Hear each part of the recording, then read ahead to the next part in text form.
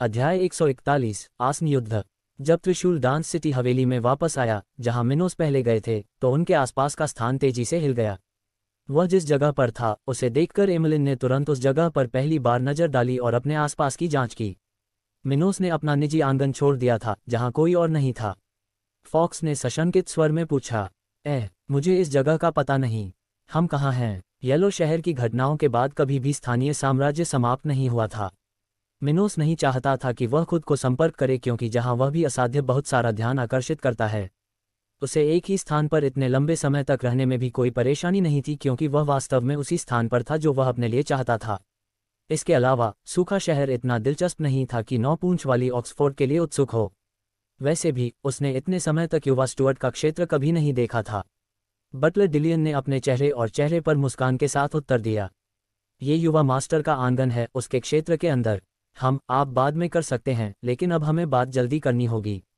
सबसे पहले एमलिन, मैं चाहता हूं कि आप खुद को छिपा कर रखें। अगर हमें चाहिए तो हमारी मदद करें, नहीं तो आपको भी कुछ करना होगा। बेरोजगारी नहीं है। जब हम हो गए मैं स्थानीय साम्राज्य में वापस ले गया। दादाजी डिलियन मेरे साथ आ रहे हैं। शायद कुछ सैनिकों को चिकित्सा सहायता की आवश्यकता है, मिनोस ने गंभीर स्वर में कहा। ड्रैगन सिटी के लिए यह अपनी तरह का पहला परीक्षण था। आज उनके पास इस क्षेत्र की रक्षा करने के लिए कई लोगों को पहली बार मौका मिलेगा। इसका अर्थ यह है कि भविष्य में ऐसी अन्य स्थितियां महत्वपूर्ण होंगी, इसलिए उन्हें आज बहुत अच्छा प्रदर्शन करना था। आखिरकार ब्लैक प्लेन आर्मी की टुकड़ियों के लिए यह उत्कृष्ट सैन्य प्रशिक्षण हो सकता है। आक्रमण की संभावना के लिए अभ्यस्त होना और तत्काल और निर्णायक रूप से उत्तर देना के लिए तैयारी करना ही उन्हें लाभ दे सकता था। इसके साथ ही युवा स्टुअर्ट ने इस काम को बहुत ही बेकार तरीके से लिया। इसके बाद दोनों मैन हवेली के सामने की ओर उठे। वहां पहले से ही सैकड़ों पुरुष और महिलाएं एक जैसे मॉडल वाले कंधे में मौजूद थे। उसी समय बड़ी फॉक्स तेजी से आगे बढ़ रही थी जबकि वह खुद को धीरे धीरे संभव हो सके छिपने की कोशिश कर रही थी। उसे यह बहुत मनोरंजक लग रहा था क्योंकि स्पेटियल साम्राज्य में करने के लिए बहुत कुछ नहीं था। आखिरकार मिनोस और डिलियन हवेली के सामने। जब युवा संप्रभु ने कहा तो दोनों को देखने के लिए भीड़ जल्द ही आगे बढ़ गई। हमें नहीं पता कि खतरे का स्तर क्या है, लेकिन किसी भी स्थिति में जो लोग 40 के स्तर से नीचे हैं उन्हें अपनी सेवाओं में वापस लौटना चाहिए। बाकी लोग बटलर डिलियन और मेरे साथ चलेंगे। कहाँ से चेतावनी का संकेत आया था? मिनोस ने ऊंची और दृढ़ आवाज में कहा। वर्तमान में पहले से ही लगभग 140 सैनिक थे जो साधना के 5वें चरण तक पहुंच गए थे, जिनमें से कुछ 41 के स्तर पर भी थे।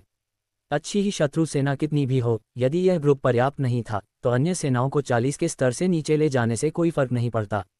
मिनोस के आदेश को सुनने के बाद वहां मौजूद 2/3 से अधिक लोग साइट छोड़कर चले गए। केवल सार्जेंट रैंक वाले लोग ही पीछे रह गए। आपने सुना युवा मास्टर, चलो हमारे दुश्मनों को मार डाला। जल्द ही सबसे मजबूत सैनिकों में से कुछ ने सेना के अन्य सदस्यों को प्रेरित करना शुरू कर दिया, जबकि वे पहले शहर से बाहर यात्रा के लिए मिनोस और डिलियन के भीड़ कदम पर चल रहे थे जहां से श्रव्य चेतावनी आई थी। ... जैसे ही वे अपने इरादे की ओर भागते हैं, डॉक्टर सिटी की सड़कों पर कई लोग पहले से ही टिप्पणी कर रहे थे कि क्या हो सकता है। इतने सारे सैनिक युवा स्वामी का नोटिस क्यों ले रहे हैं? शायद ये कोई प्रशिक्षण है। किसी ने इसकी सबसे बड़ी खासियत का जवाब दिया, नहीं, जब से युवा मास्टर ने शहर पर कब्जा किया है तब से मैं यहाँ रह रहा हूँ, लेकिन मैंने पहले कभी ऐसा कुछ नहीं देखा था। मुझे लगता है कि कुछ हुआ है। हे बॉस आदमी, हम क्या देख रहे हैं? उस आदमी ने असहमति जताते हुए अपना सिर कुच लिया और अपना धर्म वापस ले लिया। ब्लैक प्लेन आर्मी की वर्तमान सेना काफी दुर्जय थी। ये लड़ाई देखना नहीं समझना। मुझे बहुत सारे बिल चुकाने पड़े हैं। मैं किसी का समर्थन करता हूँ मिस्टर मिनोस की स्थापना करते हुए देखकर मेरा समय बर्बाद नहीं होगा।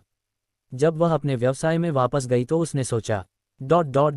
उसी समय जिस स्थान पर सैनिकों ने पहली बार बीप भेजी थी, सिल्वा परिवार के 3 सदस्यों की गाड़ी अंततः पहचानकर स्थान पर पहुंच गई। ये देखकर उस स्थान के लिए जिम्मेदार व्यक्ति, एक सैनिक जो पहले ही 40 के स्तर पर पहुंच गया था, उसे तुरंत इन लोगों की सेना का एहसास हुआ। नरक 248 के लेवल पर हैं और ये महिला पहले से ही 49 के लेवल पर है। इस सिपाही ने अपने जीवन में कभी नहीं देखे थे ये 3 जादूगर लोग। इसके साथ मैं बस इतना कर सकता हूं कि उन्हें थोड़ा सा बनाने की कोशिश करूं। गाड़ी के अचानक प्रवेश द्वार के बगल में नियंत्रण कक्ष का किनारा रुक गया और टायर में से एक ने पूछा, अरे वह जगह क्या हुआ था? ग्रे सिटी में आपका स्वागत है मिस सज्जनों। अगर आप जानना चाहते हैं तो मुझे डर है कि यह एक लंबी कहानी है अगर मेरी बात दोस्तों पर न हो। बातचीत शुरू होने की कोशिश करते समय सैनिकों ने अचानक बाधा डाली जब समूह की महिला ने चुनौती से कहा, अनावश्यक प्रश्न बंद करो, ऑस्टिन से पूछ रहा है। वह व्यक्ति स्पष्ट रूप से हमसे प्रतिद्वंद्वी चाहता है। इससे कोई फर्क नहीं पड़ता, भले ही उनकी मदद पास हो, लेकिन ऐसा कोई तरीका नहीं है जिससे ये जगह हमें खतरा दे सके। छोटे बालों वाला आदमी मुस्कुराया और फिर रिलीज हुआ। बटन मिस सारा इसे जल्दी से जल्दी छोड़ना चाहते हैं तो दार्शनिक। इस अवलोकन के बाद ऑस्टिन ने अपने आसपास के सैनिकों पर अपना आध्यात्मिक दबाव डाला। फिर उन्होंने आध्यात्मिक स्टूडियो को आगे बढ़ते रहने का आदेश दिया। उन्हें इस स्नातक दल के बारे में चिंता करने की कोई आवश्यकता नहीं थी। वह स्थान 40 के स्तर पर केवल एक ही व्यक्ति था, जबकि बाकी सभी लोग 35 और 39 के स्तर के बीच ही थे। उसी समय जैसे ही गाड़ी अंदर क्षेत्र में प्रवेश करने लगी, चीख पुकार मच गई। अधिकांश सैनिक इकोसिस्टम हो गए थे, जबकि कुछ युव रह रहे थे। पिछड़ा दबाव उनकी क्षमता से अधिक था, इसलिए उनमें से अधिकांश इसे सहन नहीं कर सके। अरे, लेवल 48 पर किसी का दबाव बहुत बुरा है। आखिरकार इस स्तर पर 40 स्तर के किसी व्यक्ति की ऊर्जा की मात्रा 3 गुना से भी अधिक थी, जैसे इस स्थान की निगरानी करने वाला ये सैनिक। ... अंत में दीवारों से संरक्षित खंडों में उतरे समय प्रवेश द्वार से प्रवेश के तुरंत बाद सिल्वा परिवार के 3 सदस्यों को ड्रू सिटी का छायाचित्र दिखाई दिया। मैं उस पर विश्वास नहीं करता, ग्रुप के सबसे बुजुर्ग व्यक्ति ने आश्चर्य से कहा। जो उसे देख रहा था उस पर विश्वास नहीं हो रहा था। जिंदगी में कुछ चीजें ऐसी जहां कोई सिर्फ एक चीज में ही विश्वास। हालांकि कुछ श्रमिकों को देखकर भी कई लोग उन्हें स्वीकार करने से मना कर सकते हैं। ऐसा तब हुआ जब एक घटना बहुत ही बेतुकी थी, और इस समय तीर जो देख रहे थे वह बिल्कुल बेतुकेपन की परिभाषा थी। गुड़गांव जैसा शहर होना चाहिए जैसा कुछ भी नहीं दिख रहा था। अपने छोटे क्षेत्र के बावजूद ये स्थान बहुत अच्छी तरह से विकसित हुआ है, जिसमें कई मंदिर, सप्ताहांत पर कई पेड़ और कई स्मारक मंदिर हैं। और अच्छा ही ग्रुप अभी भी इसे दूर से देख रहा था। ये कुछ ऐसा था जिसे वे बहुत आसानी से नोटिस कर सकते थे जिस स्तर पर वे थे। जैसे जैसे स्तर बढ़ता गया, काश्तकारों की संवेदनाएं भी बेहतर होती गईं। परिणामस्वरूप किसी व्यक्ति की साधना के स्तर के साथ दृष्टि, गंध, स्पर्श, श्रवण और स्वाद में सुधार हुआ। और उस प्रयास के साथ जो ट्री ने पहले ही हासिल कर लिया था, वे दूर से ड्रग सिटी का विवरण आसानी से देख सकते थे। यह नहीं हो सकता। ये स्थान इस स्तर तक कैसे बढ़ा? जब सारा ने अपनी गाड़ी से बाहर निकलकर उनके सामने शहर को देखा तो उन्होंने अजीब स्वर में पूछा। वे पहले से ही महसूस कर सकते थे कि उस स्थान पर कई सराहें काम कर रही थीं। जाहिर है ये शहर खिल रहा था और ब्लैक प्लेन के बारे में उनके बारे में कुछ भी पता नहीं था कि वह सही नहीं था। जब वे अपनी जगह से चौंके तो आखिरी बार लोगों का एक समूह दिखाई दिया। जहां वे थे वहां दौड़ रहे थे। ऐसा लगता है जैसे उन्हें पहले से ही पता है कि हम यहाँ हैं, डेनिस ने मामूली आवाज में कहा। उसे अभी तक पिछला एल्बम सेलेक्ट नहीं मिला था। मिस सारा, बेहतर होगा कि हम सावधान रहें। जो उम्र का आदमी छोड़कर जाता है वह पहले से ही 48 के स्तर पर है। सारा ने फिर से अपनी राय जाहिर की और अपने विचारों को एक तरफ रख दिया। चिंता मत करो, मैं उस आदमी को जानता हूँ। वह कोई बुरा नहीं है, वह सिर्फ एक डॉक्टर है। हे, ऐसा लगता है कि बटलर डिलियन ने अपने स्तर में बहुत सुधार किया है। ऑस्टिन ने चेहरे पर मुस्कान के साथ कहा। हम उसे तब तक यातना देंगे जब तक हमें पता नहीं चला कि इस जगह पर क्या हुआ था। इस बिंदु पर दोनों समूह अंततः एक दूसरे के सामने रुक गए जब मिनोस ने अंततः एक कदम आगे बढ़ाया। सिल्वा परिवार के सदस्य अध्याय 142 मरो। ये 2 पुरुष 48 के लेवल पर हैं, जबकि महिला 49 के लेवल पर है। मिनोस ने सिल्वा परिवार के 3 लोगों को देखते हुए इसके बारे में सोचा। उसके लिए जब तक उसने देखा कि ये लोग सिल्वा परिवार के थे, मिनोस ने पहले ही अपना भाग्य तय कर लिया था।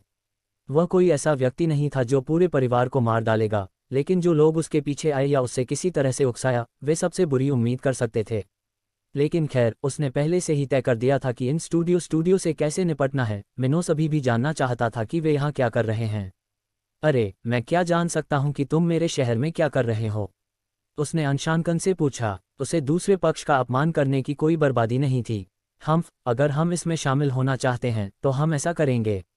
हमें इसे इस्तेमाल करने की अनुमति नहीं है, ऑस्टिन ने नोट स्वर में कहा। उसके लिए मिनोस ऐसा व्यवहार कर रहा था जैसे वह कोई महत्वपूर्ण व्यक्ति हो, लेकिन उसकी नज़र में वह सिर्फ एक कीड़ा था।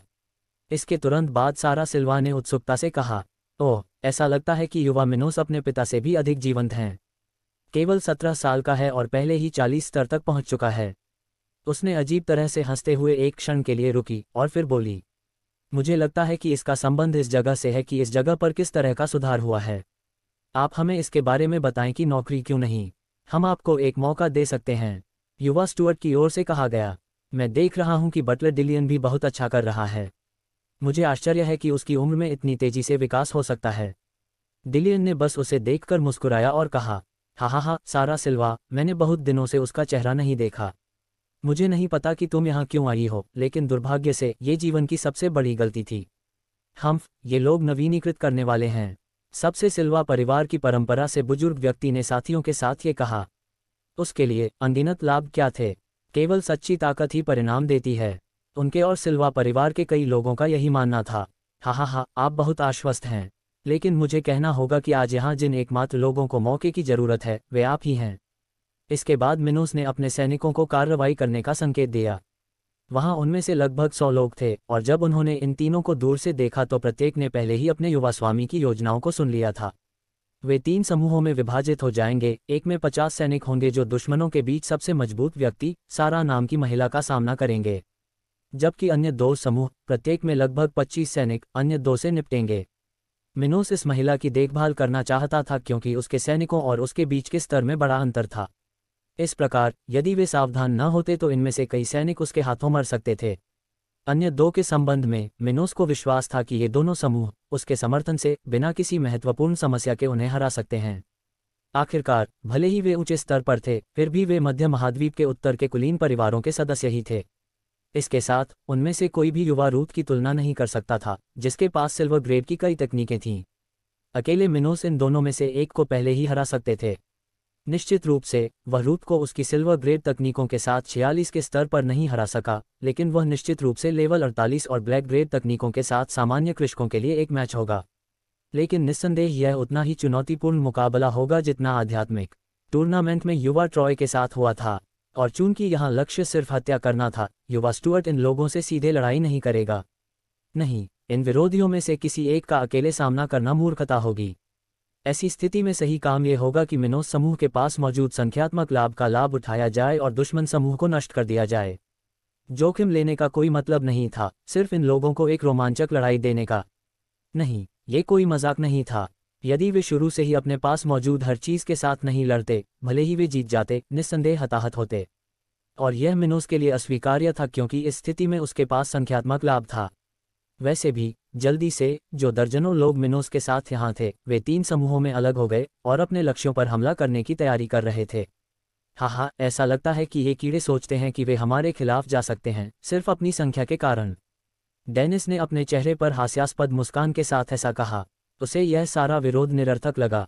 डेनिस के लिए यह हास्यास्पद था कि इन लोगों ने सोचा कि वे उन तीनों से लड़ सकते हैं जो पहले से ही 48 के स्तर पर थे, जबकि उनके प्रतिद्वंद्वी मुश्किल से 41 के स्तर पर थे।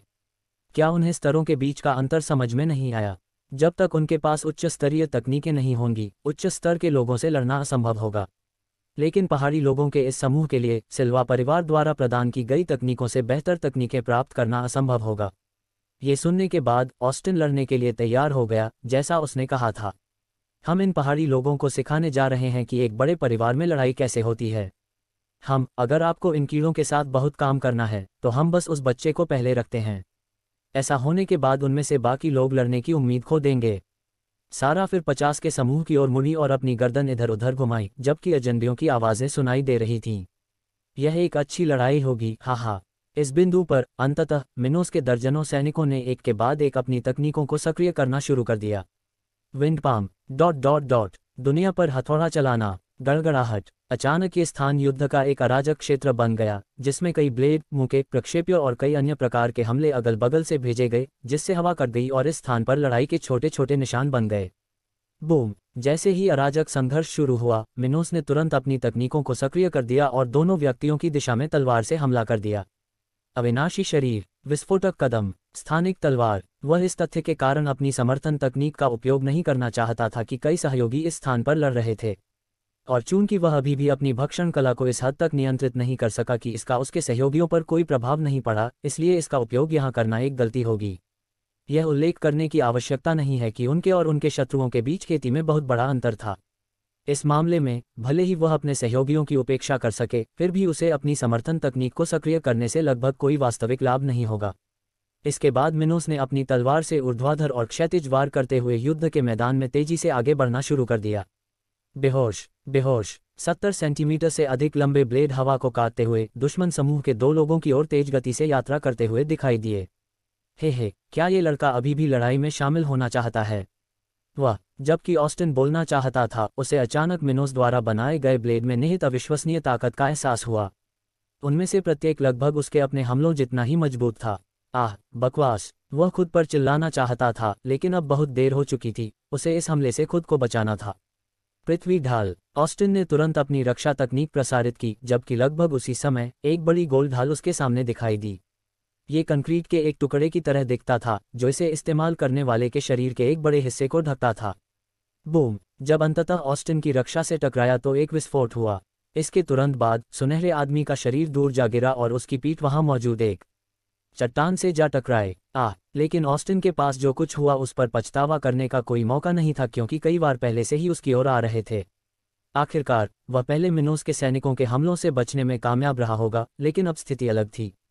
मिनोस से झटका मिलने के बाद ऑस्टिन ने लड़ाई का कुछ ध्यान खो दिया था और अब नुकसान में था। कई विरोधियों के प्रति कमजोरी दिखा रहा था जो उसे मारना चाहते थे। इस बीच डेनिस तेजी से बचाव करते हुए मिनोस के हमले से निपटने में कामयाब रहे।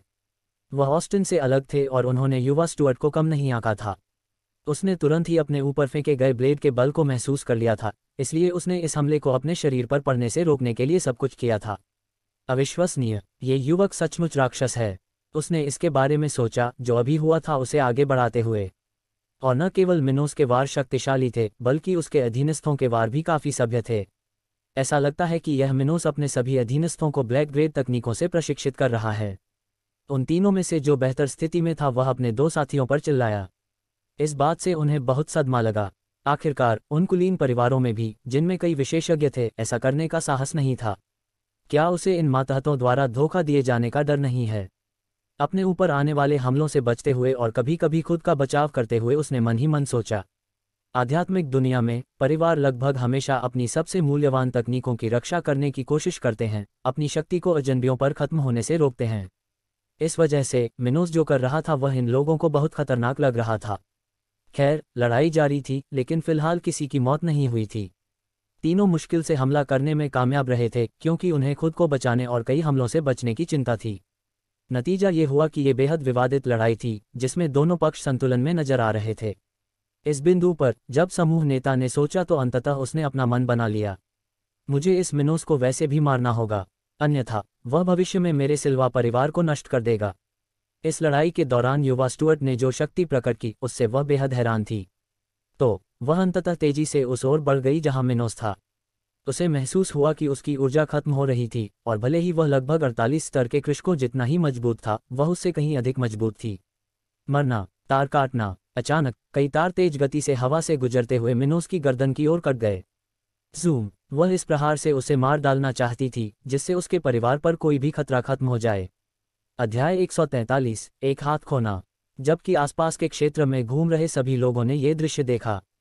सिल्वा परिवार के दो लोगों के चेहरे पर पहले से ही मुस्कान थी, ये देखकर कि युवा स्टुअर्ट का अंत निकट था। उसी समय लगभग 100 सैनिकों के चेहरे पर भय का भाव था कि क्या होने वाला है।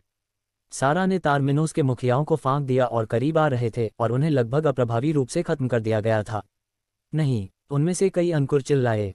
मिनोस इस जगह की आशा थी, इसलिए अगर वह मर गया तो सब कुछ खत्म हो सकता है। धत्तेरी की, हम युवा मास्टर को मृत्यु नहीं दे सकते। लगभग सभी के मन में यही विचार था। अपने हिट को लगभग अपने लक्ष्य के संपर्कों में देखें। सारा एक पल के लिए मुस्कुराए और मन ही मन विचार लागी। मूर्ख, अब तुम मर जाओगे और यह सब हमारे सिल्वा परिवार का होगा।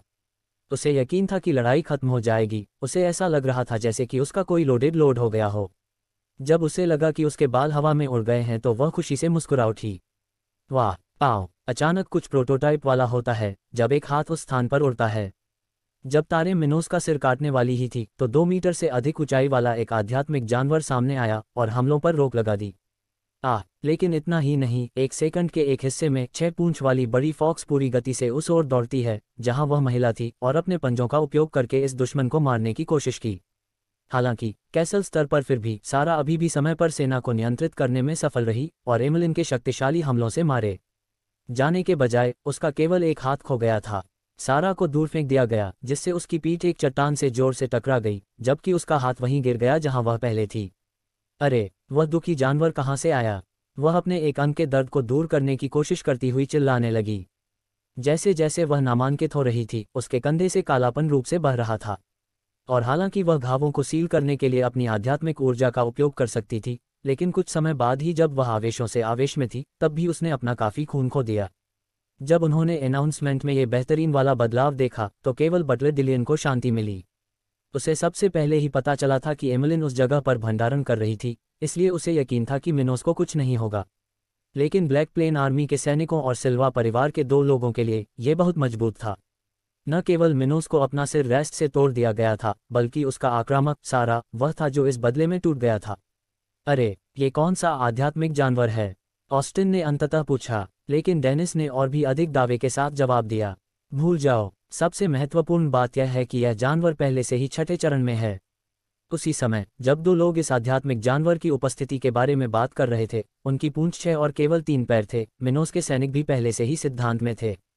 लेकिन ये क्या है? ये जानवर कहाँ से आया? अरे, क्या वह फॉक्स नहीं है जो पीले शहर में था? बेवकूफ, पहले वाले की केवल 5 पूंछें थीं। वह अचानक एक नया सदस्य कैसे बन सकता है? नहीं, ये निश्चित रूप से फॉक्स के रूप में है। देखो, यह एक पैर नहीं है और यह भी दूसरे पैर के समान है, सार्जेंट हैम्बर्ट ने दृढ़ता से कहा।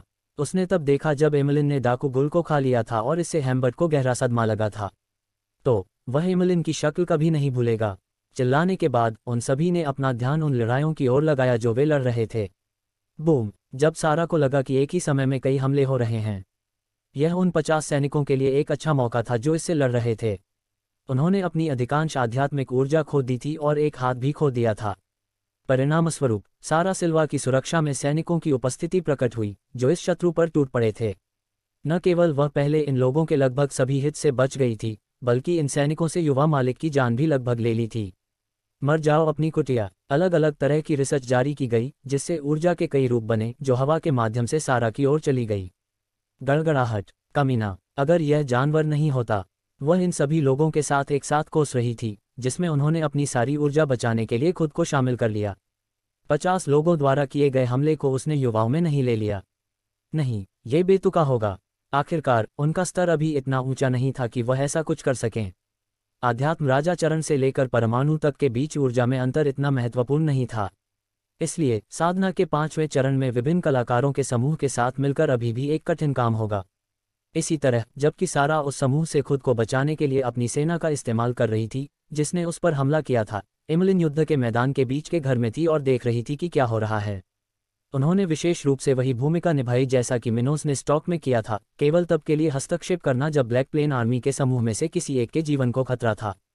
घटक, मिनोस उस ओर भागा जहां गोरा आदमी पहले से ही अपने हमलों की तकनीक जारी कर रहा था, अपनी तलवारों से इधर उधर इशारा कर रहा था। वह पिछली बार खतरनाक से चमत्कारिक नहीं था और केवल इस लड़ाई को समाप्त करने पर ध्यान केंद्रित कर रहा था। युद्ध के दौरान मृत्यु की बहुत संभावना थी और मृत्यु के निकट की स्थिति से कुछ व्यक्ति स्थिर हो सकते थे, लेकिन मिनोस का कहना था कि यह मूर्खतापूर्ण था। इसके बारे में क्या हुआ होगा, सोलन पागलपन होगा। आखिरकार जिसने पहले ही उसे भुगतान कर दिया है उसे आप बदल नहीं सकते। इस तरह उसने अतीत में जो कुछ हुआ था उसे छोड़ दिया और तुरंत अपनी लड़ाई में लग गया। इसके बाद मिनोस डेस्टिनेशन दिशा में अपनी तलवारों से हवा को तेजी से उछालते हुए ऑस्टिन के बगल में आ गया। घटक, गोरे आदमी की ऊर्जा एकजुट हो रही थी और एक ही समय में तीसरी सारी समीक्षा से खुद को बचाने के लिए जटिल था। इस बिंदु पर अंततः उसे पता चला कि मिनोस अपने बगल में था, लेकिन चकमा में बहुत देर हो चुकी थी। जब उन्होंने एक पियानो रोना जारी किया तो मिनोस द्वारा निर्मित ब्लेड ने ऑस्टिन के एक पैर को काट दिया, जिससे उनका बैलेंस गिर गया और वह जमीन पर गिर गए। दुखी, मैं चकनाचूर हो रहा हूँ। हालांकि जब ऑस्टिन बेतहाशा चिल्ला रही थी तब भी वह जमीन पर अपनी पीठ के बल लेट गया था। एक युद्ध हथौड़े का हिस्सा अचानक आकाश से उतरा। सिल्वा परिवार के सदस्य सिर की ओर बढ़ रहा था। 41 के स्तर पर मौजूदा सैनिकों से एक ने इस मुद्दे का लाभ उठाया और अपनी साड़ी उत्पादन में ऊर्जा का उपयोग किया, जो कि पिछले युद्ध को प्रभावित करता है। उसने अपने शरीर की साड़ी ताकत का उपयोग करने के लिए ऑस्टिन के सिर पर हथौड़ा उठाया, अपना बड़ा युद्ध हथौड़ा अपने सिर के ऊपर उठाया। गड़गड़ाहट, जब ऑस्टिन का मस्तिष्क समग्र रूप से चारों ओर एक छोटा सा स्थान लगा तो उस स्थान से 1/4 भाग आई। ऐसा लग रहा था जैसे कोई तरबूज कुचल दिया गया हो। खून और भूरे पदार्थ के टुकड़े इधर उधर उड़ रहे थे जबकि ऑस्टिन का शरीर आराम कर रहा था। ये देखने में बहुत ही भयानक दृश्य था। जैसे ही उसने अपना हथौड़ा जमीन से उठाया, ऑस्टिन का कुचलना सिर के सामने आ गया। ये पूरी तरह से पहचान में नहीं आ रहा था, मानो यह उस आदमी की गोरी त्वचा, काले बाल, सफ़ेद हथेलियां, दिमाग और हर जगह खून का मिश्रण हो। उसकी एक आंख पूरी तरह से कुचल दी गई थी, जबकि नेत्रगोलक ने अभी भी उस कुचले हुए मांस के बीच में कुचला हुआ देखा था। ऑस्टिन मर गया था। वह अभी भी अपने खोए हुए पैर के बारे में सोच रहा था जब मिनोस के एक सैनिक का हथौड़ा सिर पर गिरा था। उसकी ऊर्जा लगभग समाप्त हो गई थी और एक पैर के टुकड़े के कारण वह इस हद तक अस्थिर हो गई थी कि वह बहुत बेकार हो गई थी। इसके बाद मिनोस अपने आसपास मौजूद 25 सैनिकों को देखकर जोर से चिल्लाया, आप में से बाकी 10 लोग उस लेवल 49 की महिला को मारने में मदद करेंगे और बाकी लोग उस दूसरे आदमी से दोबारा मिलेंगे। हाँ युवा मास्टर। जैसे ही उन्होंने देखा, सिल्वा परिवार के 2 सदस्य और अधिक सदस्य चले गए। उन्होंने अपने दुश्मनों की सेनाओं को कम अदा किया था। धत्तेरी की, हमें कभी भी युवा डेरेल की मौत का दोष उस व्यक्ति पर मरने की कोशिश नहीं करनी चाहिए थी। डेनिस को यह बहुत बुरा लगा। वह अभी भी अपने समूह के नेता सारा से थोड़ा बेहतर था, क्योंकि जो भी सैनिक उस पर हमला कर रहे थे उन्हें ज्यादा चोट नहीं आई थी। हालांकि उसके लिए स्थिति और भी खराब हो रही थी, और जब डेनिस ने अपने मित्र ऑस्टिन को मरते देखा तो उसे विश्वास हो गया कि उसका अंत निकट था। आजमाने की कोशिश करना बेकार था।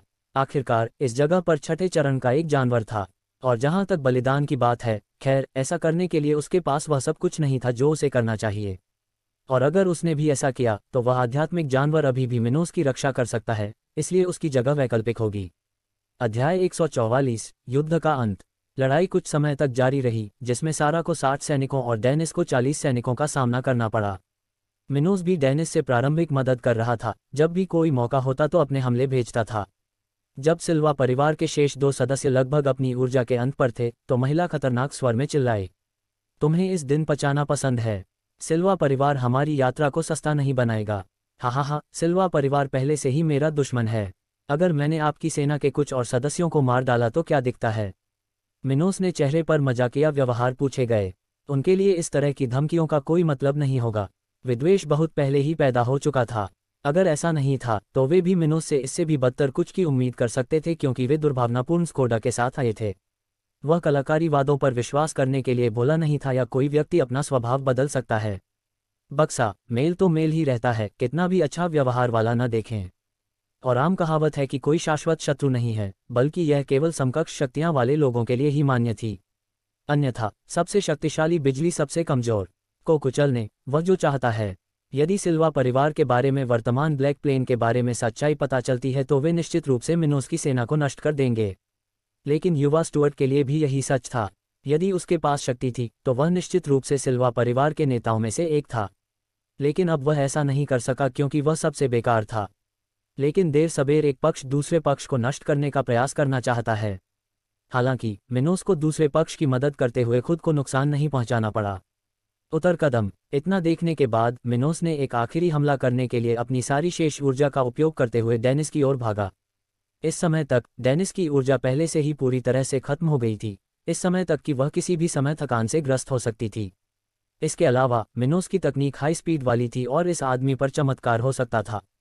स्थानीय तलवारें। युवा स्टुअर्ट अपनी शानदार तलवारें डेनिस से 6 मीटर पीछे लहराते हुए नीचे दिखाई देते हैं। उसने अपनी तलवारों को दोनों हाथों से एक अनाहत गति की, जब 70 छात्रों से अधिक ऊर्जा का एक ब्लेड डेनिस की ओर उड़ गया। घटक। Oh shit. डेनिस ने इसके बारे में बताया था कि उसने अपने शरीर पर ब्लेड मारते हुए देखा था। वह ऊर्जा के बिना कुछ भी नहीं कर सका और मिनोस के हिट के करीब कि उसकी लाइन का अंत हो गया था। घटक। ब्लेड ने तेजी से डेनिस के सिर को काट दिया, जिससे वह जमीन पर उतरकर पहले आकाश में कई बार गिरा। 1 सेकंड के इस अंश में जब यह हुआ, वह व्यक्ति जो अभी अभी आपके अंतिम अंत तक पहुंचा था, वह अभी भी उस क्षण को देख सका जब उसका शरीर उसका सिर अलग हो गया था। यह अंत है। डेनिस ने इसके बारे में इसलिए सोचा क्योंकि उसके विचार में जल्दी ही ब्लैकआउट हो गया था। उनके सिर पर उनके शरीर की सर्वश्रेष्ठ कोरियोग्राफी से लेकर एक ऐसी चोट लगी थी जिसका कोई जवाब नहीं था। लेकिन 1 मिलीसेकंड के लिए एक शक्तिशाली क्रांतिकारी मौत के अंधेरे में उतरने से पहले अभी भी अपना अंतिम विचार कर सकते हैं। उसी समय डेनिस का शेष शरीर अवशेष पर गिर गया और उसके सिर से खून की धार गिर गई। हा, आखिरकार यह खत्म हो गया। एक ने इसके बारे में तब सोचा जब उसने डेनिस की मृत्यु का निरीक्षण किया। अधिकांश सैनिक पहले से ही बहुत थके हुए थे और कुछ सेकंड पहले बड़े फॉक्स को भी उनमें से कुछ की रक्षा करनी पड़ी। लेकिन उस आदमी की मौत के बाद सारा से नया एक आसान काम था। ये सब एक बुरा विचार का कारण है। काश हम इस लानत मलामत वाले शहर में न आए। इसके बारे में शांत समय में सारा को अचानक मिनोस की बात याद आ गई जो पहले कही गई थी। क्या उन्होंने कहा कि हम पहले से ही दुश्मन हैं? उसे क्या पता कि उसके पिता के साथ क्या हुआ था। उन्होंने मिनोस के भाषण में कोई दोष नहीं देखा। आखिरकार वे वास्तव में दुश्मन थे और वह भी ब्लैक प्लेन आर्मी के लगातार हमले से बचने की कोशिश में फंस गया था। फिर उसने एक आग के गोले से मुक्ति और मिनोस की ओर देखा। क्या आप जानते हैं कि आपके पिता की मृत्यु के पीछे कौन थे? इससे भयभीत मिनोस ने हाथ का इशारा किया कि उसके सैनिक हमला नहीं करेंगे। वह पहले ही अपनी अंतिम सांस ले रही थी और उसे लगा कि सारा के शरीर में लगभग कोई आध्यात्मिक ऊर्जा नहीं बची थी। फिर उन्होंने कहा, बेशक मुझे पता है, आपके युवा गुरु ने मुझे सिखाया था। क्या आप यंग मास्टर डेरेल से मिले? आप नहीं हो सकते। उसे अंततः सच्चाई का एहसास हुआ। इस पूरे समय वे मिनोस स्टुअर्ट के पीछे थे, लेकिन उन्होंने कभी भी इस अनुमान के बारे में नहीं सोचा था। यह कोई आश्चर्य की बात नहीं है कि युवा मास्टर डेरेल की मृत्यु हो गई। उसने इस राक्षस को चुनौती देने का साहस दिखाया। इस बिंदु पर सारा अंततः इसे और नज़रअंदाज नहीं कर पाए और जहां वह एंग्लोवेनियाई हो गई थी, वह गंभीर रूप से घायल हो गई थी। उसका एक हाथ नहीं था, उसकी पीठ और पेट पर बड़े घाव थे, इस हद तक कि उसके बड़े हिस्से को देखना भी संभव नहीं था। यही अंत था। खैर ही किसी ने इसे पूरा न किया हो, फिर भी उसने ऐसे ठीक किया से बच नहीं सका। इसे देखने के बाद मिनोस का एक सैनिक सारा के बेहोश शरीर के पास आया और उसके बैग से एक खंजर निकाल लिया। यह अफसोस की बात है कि एक सुंदरी को मरना है, उसने मन में सोचा, तेजी से हरकत करते हुए अपना सिर काट दिया। उनके नज़दीकी शत्रु की प्रतिपूर्ति का कोई कारण नहीं था, जो पहले से ही बीमार था। यहाँ कोई भी व्यक्ति किसी चमत्कारिक तरीके से जीवित रहने का खतरा नहीं उठाएगा। यहाँ सभी सैनिकों के परिवार थे और परिणामस्वरूप वे कोई जोखिम नहीं उठा सकते थे। किसी भी शत्रु के प्रति दया रखना स्वयं के प्रति स्थिर होना से भिन्न नहीं था। ऐसा लगता है कि इस युवा के दुश्मन लगातार मजबूत होते जा रहे हैं। इमलिन ने कहा कि यह भारी है। आध्यात्मिक टूर्नामेंट के बाद से वह मिनोस की कुछ कहानियां पढ़ीं। परिणामस्वरूप उन्होंने लिखा था कि मिनोस को कांस्टेंट स्ट्रॉन्ग पोस्टल का सामना करना पड़ा था, लेकिन उसके लिए, हालांकि बीस्ट का महाद्वीप बहुत हिंसक था, आमतौर पर उस जगह के आध्यात्मिक बीस्ट भी इतने कम समय में इतनी कड़ी लड़ाई नहीं करते थे। ऐसा लगता है कि मिनोस के शीर्ष ने चुनौतियों को आकर्षित किया, जबकि फॉक्स ने युवा स्टुअर्ट की बहादुरी की प्रशंसा की, जिसने अपनी अधिक शक्तिशाली शक्तियों का प्रयोग करने में कोई दिक्कत नहीं की। मिनोस ने अंततः राहत की सांस ली। आज उन्होंने पुष्टि की कि किसी भी समय बाधाएं आ सकती हैं, इसलिए उन्हें आज से और भी अधिक देखभाल करने की बर्बादी है। कौन जानेगा कि कब कोई ऐसा शत्रु आएगा जिसका पता नहीं लगाया जा सकेगा। फिर वह सिल्वा परिवार के 3 सदस्यों के स्मारकों के पास गया और उनके स्थानिक अंगूठियां सामूहिक की। आखिरकार वे सभी आध्यात्मिक राजा चरण के बहुत करीब थे, इसलिए उनके करीब इस प्रकार की वस्तु होनी ही थी। ब्लैक ग्रेड की 10 तकनीकें, ब्लू ग्रेड की 7, 100,000 निम्न ग्रेड क्रिस्टल, कुछ ग्रेड 1 गोलियां और 2 ग्रेड 1 उच्च स्तरीय हथियार। बुरा नहीं है, ऐसा लगता है कि उनमें से कुछ हैं कोई देवता नहीं थे, बल्कि सिल्वा परिवार के सदस्य थे। इन चेलों के निरीक्षण में समय मिनोस ने विचार किया। उन लोगों को पता नहीं था, इसलिए उन्हें सिल्वा परिवार के अंदर उनकी स्थिति के बारे में पता नहीं था। लेकिन उसने जो देखा, उसके अनुसार निश्चित रूप से उस बल में उनका महत्वपूर्ण स्थान था। ये कहा गया है, मिनोस बटलर और फॉक्स की ओर से चलना। दादाजी डिलियन ब्लैक ग्रेड टेक्नोलॉजी को आर्मी लाइब्रेरी में और ब्लू ग्रेड टेक्नोलॉजी को ड्रिच सिटी पब्लिक लाइब्रेरी में ले गए। जहां तक बाकी क्रैम्स की बात है, उन्हें इस लड़ाई में भाग लेने वाले सैनिकों के बीच पेश करें। हम ठीक है, हे ये लोग बहुत खुश होंगे। उसने चेहरे पर गंजा मूंछ के साथ उत्तर दिया। 3 सैनिकों और कोई स्थानिक वलय प्राप्त हो सकते हैं और 100 में से प्रत्येक को 1000 निम्न श्रेणी क्रिस्टल के प्राप्त होंगे। यह उनके लिए 1 महीने के मजदूरों से भी अधिक था। उसी समय जब मिनोस, डिलियन और बड़ी फॉक्स बातें कर रहे थे, इनमें से अधिकांश सैनिक बलों का कुछ हिस्सा अपना बनाते हुए पहले से ही इस जगह पर चुप थे। वे यहाँ तक कि आध्यात्मिक नोबेल का उपयोग बिना ही भागते आए थे, इसलिए उन सभी को शहर वापस आने से पहले कुछ समय चाहिए था। मिनोस ने फिर दीवार की ओर देखा और सोचा कि उसे क्या करना चाहिए।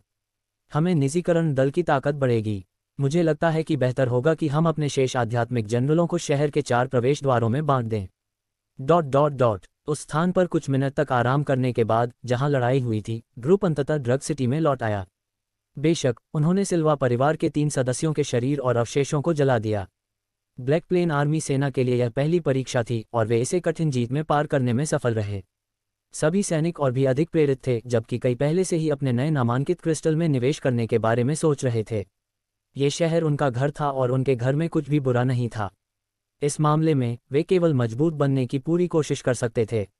अध्याय 145, 6 महीने। एक और दिन आया जब सूरज ने धीरे धीरे रात पर कब्जा कर लिया। सूर्य की किरणें काली धरती को रोशन कर रही थीं, जबकि किसी इस स्थान पर उस खास सुबह की ताजगी का एहसास हो सकता था। रेस्टोरेंट आनंददायक था और इस समय सुबह की विशिष्ट शांति का निश्चित रूप से आनंद लिया जा सकता था। यह एक अच्छे दिन की शुरुआत के सबसे सस्ते काम पर एक था।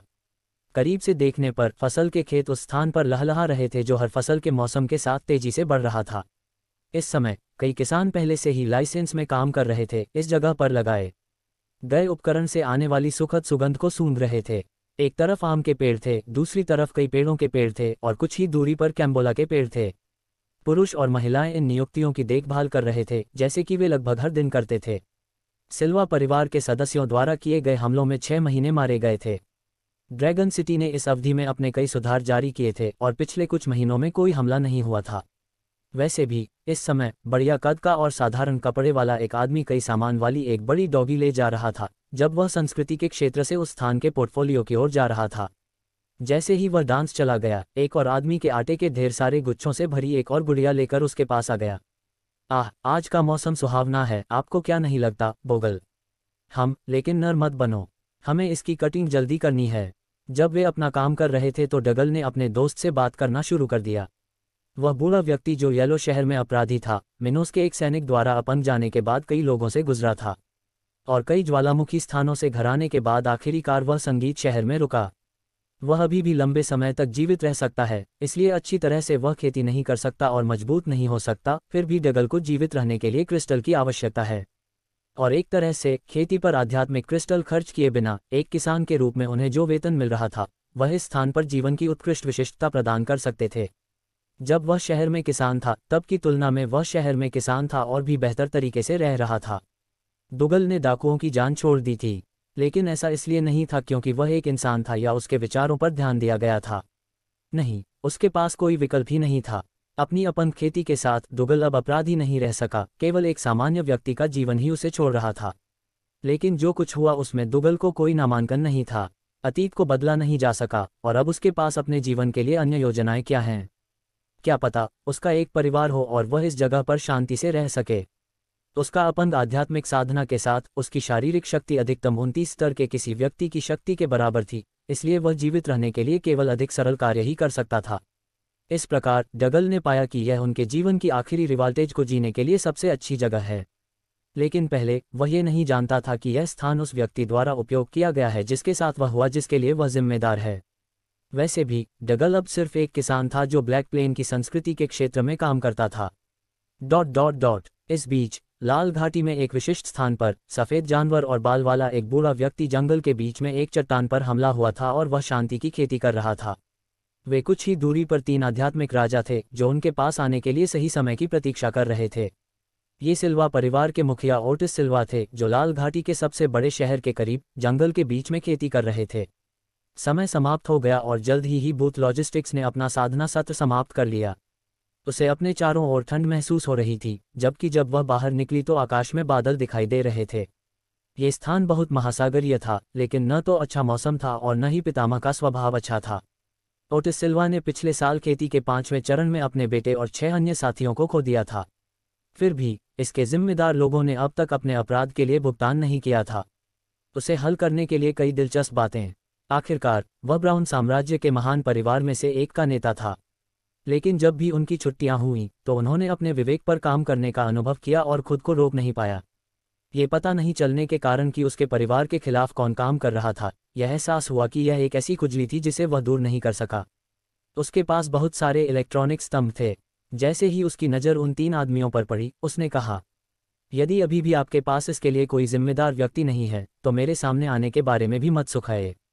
क्या आपने सुना? अब से त्रिमूर्ति में से किसी को भी लाल घाटी में प्रवेश करने की अनुमति नहीं दी जाएगी जब तक कि आप मेरे बेटों और अन्य 6 आध्यात्मिक जनरलों की मृत्यु के लिए जिम्मेदार लोगों को नहीं ढूंढेंगे। बूढ़ा बच्चा कर चिल्लाया। उन्होंने इस मामले में 3 आध्यात्मिक राजनेताओं से अंततः दस्तावेज के लिए कहा था, लेकिन वे भी शामिल हो रहे थे। 3 में से 2 लेवल 51 पर और एक लेवल 52 पर था। पिछले 6 महीने से स्टोन आइलैंड से आ जा रहे थे, लेकिन बोटिस ओटिस को अभी तक तिहाई से कोई जानकारी नहीं मिली थी। इस कारण से वह विफल हो गया था। हाँ पितृसत्ता, हम पितृसत्ता हैं, 3 लोगों ने मामूली आवाज में जवाब दिया और कुछ ही देर बाद वहां से चले गए। कुछ मिनट बाद एक गाड़ी में यात्रा शुरू होने के बाद एक लंबे मजबूत आदमी ने अनिश्चित स्वर में कहा, स्कॉट शहरी, हम क्या कर रहे हैं? अगर हम पितृसत्ता को नियुक्त किया गया है कि युवा डेरेल की मौत के लिए जिम्मेदार व्यक्ति फ्लेमिंग एम्पायर में आया था, तो मुझे डर है कि वह क्या कर सकता है। यह आश्चर्यजनक साध्य चेहरे और लाल बालों वाले एक व्यक्ति ने सिर हिलाया और प्रशंसा की। मम्मा, लेकिन इतना ही नहीं। हमें नहीं पता कि सारा का समूह कैसे मर गया।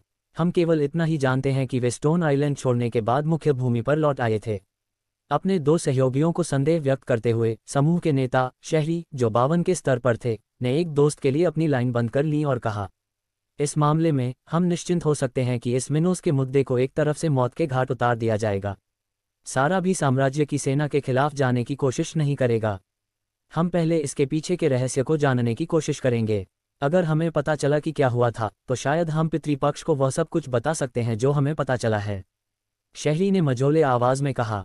सुप्रभात सोचते वह एक पल के लिए भारी है, लेकिन हम निश्चित रूप से बिना किसी और बात के पितृसत्ता को यह नहीं बता सकते कि युवा डेरेल के साथ क्या हुआ, अन्यथा। शहरी 100 वर्ष से अधिक समय से सिल्वा परिवार में था, इसलिए उसे इस शक्ति के बारे में अच्छी तरह से जानकारी थी। वह अपने पिता को ये क्यों बताती थी कि वह क्या पाती थी? ठीक है, ऐसा इसलिए था क्योंकि ओटिस सिल्वा वास्तव में अपने बेटे से बहुत प्यार करती थी। डेरेल उनके इकलौता पुत्र थे और युवा डेरेल की मां ओटिस के जीवन का महान प्यार, उस युवा के जन्म के कुछ समय बाद ही उनकी मृत्यु हो गई थी। वह और दशकों तक रेजिमेंट बनाने की कोशिश की थी, लेकिन वे हमेशा असफल रहे थे। हालांकि न केवल उनकी पत्नी, बल्कि वह भी एक उत्तराधिकारी चाहती थीं। लेकिन जब आखिरकार उन्हें मिल गया जो वे चाहते थे, तो ओटिस की पत्नी की प्रस्तुति के दौरान मृत्यु हो गई। इस कारण से सिल्वा परिवार के बोर्ड मुखिया के पास केवल युवा डेरेल था और वह उससे बहुत प्यार करता था। उसने अपनी प्रेमिका की पत्नी की मौत के लिए उसे दोषी नहीं ठहराया, क्योंकि ऐसी त्रासदी के लिए किसी बच्चे को दोषी नहीं ठहराया गया था। इस प्रकार वे सदैव अपने धर्मनिष्ठ से व्यवहार करते थे। जब यंग डेरेल ने अपनी शरारतें बनाई, जो बच्चे शामिल थे, उन्हें कवर किया गया, तो उन्होंने अन्य परिवारों के साथ भी बड़ी शख्सियतों का जन्म कर निर्धारण किया। इसी तरह शहरी को भी डर था कि पुराने पितृत्व को उसके मूल साम्राज्य में भेज दिया गया था। वह इस तरह का कोई जोखिम नहीं लेना चाहता था, और भले ही वह स्वीकार नहीं करता था, फिर भी संभावना थी कि पैट्रिक ओटिस उस स्थान से किसी हत्यारे को नियुक्त करने का प्रयास करेगा। लेकिन वह बहुत खतरनाक था। आखिरकार मिनोस अब एक विशाल शक्ति का सदस्य था जो पूरे सिल्वा परिवार को खत्म कर चुका था। क्या समस्या है? ... जबकि सिल्वा परिवार के 3 आध्यात्मिक राजा अपने खोजी कार्य पर लौटे, मिनोस स्थानिक साम्राज्य में रेस्तरां प्रशिक्षण ले रहे थे। करीब 2 दिन पहले वह 42 के स्तर पर पहुंचे थे। इस स्थान पर प्रशिक्षण सत्र और ड्रम सिटी प्रशासन के बीच वह अपने जीवन आराम से जी रहे थे। उनके शहर में अब 125,000 निवासी थे और वह जनसंख्या लगभग 3/4 या तो स्थानीय कृषि या सेना में काम कर रहे थे। मिनोस क्षेत्र में अब 800 हेक्टेयर भूमि थी और ब्लैक प्लेन आर्मी में 2400 सैनिकों की एक टुकड़ी थी। इन वारंटों के साथ युवा स्टुअर्ट और कंपनी इस स्थान के लिए और अधिक का प्रबंधन कर रहे थे। पिछले 6 महीनों में मिनोस ने सचिव मिया से जो एरिना और कल्टीवेशन टॉवर को खरीदा था, वह लगभग तैयार हो गया था और अगले कुछ दिनों में इसका उद्घाटन किया गया था। इसके साथ ये स्थान और भी बेहतर होगा, ऐसे आकर्षण के साथ जो इस शहर के क्षेत्र में सर्वश्रेष्ठ सार्वजनिक और आकर्षणों को पसंद करेंगे। आखिरकार जनता को किसी तरह का मनोरंजन पसंद था। कई साम्राज्यों ने बैडर और सकस नीति का उपयोग किया, बस इसके लिए।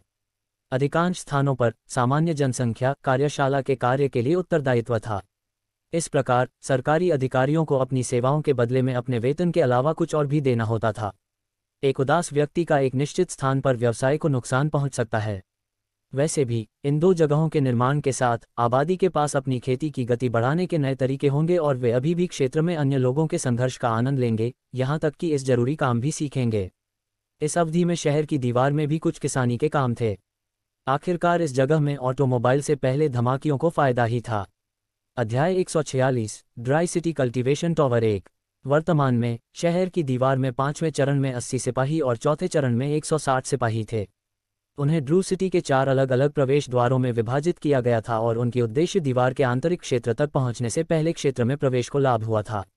वैसे भी अब ब्लैक प्लेन आर्मी के सैनिकों की संख्या काफी बड़ी थी, जो शहर की दीवार की निगरानी में इन सीमाओं को बनाए रखने में सक्षम थी। समय बीतने के साथ सार्जेंट रैंक में सैनिकों की संख्या लगभग 200 तक बढ़ गई थी और वे कुछ पहले से ही 42 के स्तर पर थे। इसके साथ ये सैनिक कुछ आसानी से शहर की रक्षा करके अपने दायित्वों को पूरा कर सकते हैं, जब तक कि निश्चित रूप से 6ठे चरण के करीब की व्यक्तिगत समस्याएं पैदा न हों। ... मिनोस ने स्थानीय साम्राज्य के अंदर अपना खेती सत्र समाप्त कर लिया था और अब वह झील से कुछ ही दूरी पर एक पेड़ के पास आराम कर रहा था। उसे अपनी त्वचा पर सूरज की किरणों की गर्मी महसूस हो सकती थी, जबकि प्रमाणित की तेज गंध महसूस हो सकती थी। हल्की हल्की हवा भी चल रही थी, जिससे उसे सुखद एहसास हो रहा था। घास पर लेटना और अपने आसपास की प्रकृति को महसूस करना आनंददायक था। और मिनोस से कुछ ही दूरी पर दो युवा और दो लोमड़ियां थीं। डिफ़ॉल्ट वे इमलिन, कायला, ली और एलिसन थे। तीसरे महीने में प्रवेश के बाद ली और एलिसन खेती के चौथे चरण तक पहुंचने में शामिल रहे। वह 31 के स्तर पर था, जबकि वह 30 के स्तर पर था। दोनों और भी ज्यादा बढ़ रहे थे। ज्यादा समय नहीं लगा जब दोनों अपनी शक्ल सूरत की बचकानी सीट को पीछे छोड़ देंगे। मिनोस ने यह भी उम्मीद जताई कि ये दोनों जल्द ही बड़ी जिम्मेदारियां संभाल सकते हैं। दो बच्चों की प्रतिभा और उनकी खेती की डिग्री के कारण युवा स्टुअर्ट ने शर्त रखी कि वे 15 से 16 साल की उम्र में लगभग 40 के स्तर तक पहुंच जाएं। इसके साथ वे जल्द ही अपनी सबसे मजबूत सेना में से एक हो जाएंगे, क्योंकि दोनों की युवा गति स्टुअर्ट के सैनिकों की तुलना में कहीं बेहतर थी। ये दोनों इतनी तेजी से खेती क्यों कर रहे थे, इसमें मिनोस ने निवेश किया था। आध्यात्मिक जगत में साधना की गति से मुख्य रूप से दो चित्र प्रभावित हो सकते हैं। वह प्रतिभा और कृषि प्रौद्योगिकी की गुणवत्ता थी। जाहिर है, किसी भी व्यक्ति की साधना गति में निरंतर संघर्ष से थोड़ा सुधार हो सकता है, लेकिन ये साधना की विधि कुछ भी महत्वपूर्ण नहीं थी। वैसे भी सबसे सशक्त कृषि प्रौद्योगिकी की डिग्री थी। इसलिए भले ही उनके पास केवल काली प्रतिभा ही क्यों न हो, दोनों युवा रजत प्रतिभा वाले वे युवा मित्र ही तेज होंगे। लेकिन बात बिल्कुल वैसी ही नहीं थी। जब भी संभव हुआ दोनों ने स्थानीय साम्राज्य का प्रशिक्षण लिया। इस कारण से दोनों को आध्यात्मिक समागम में बहुत कम समय लगा।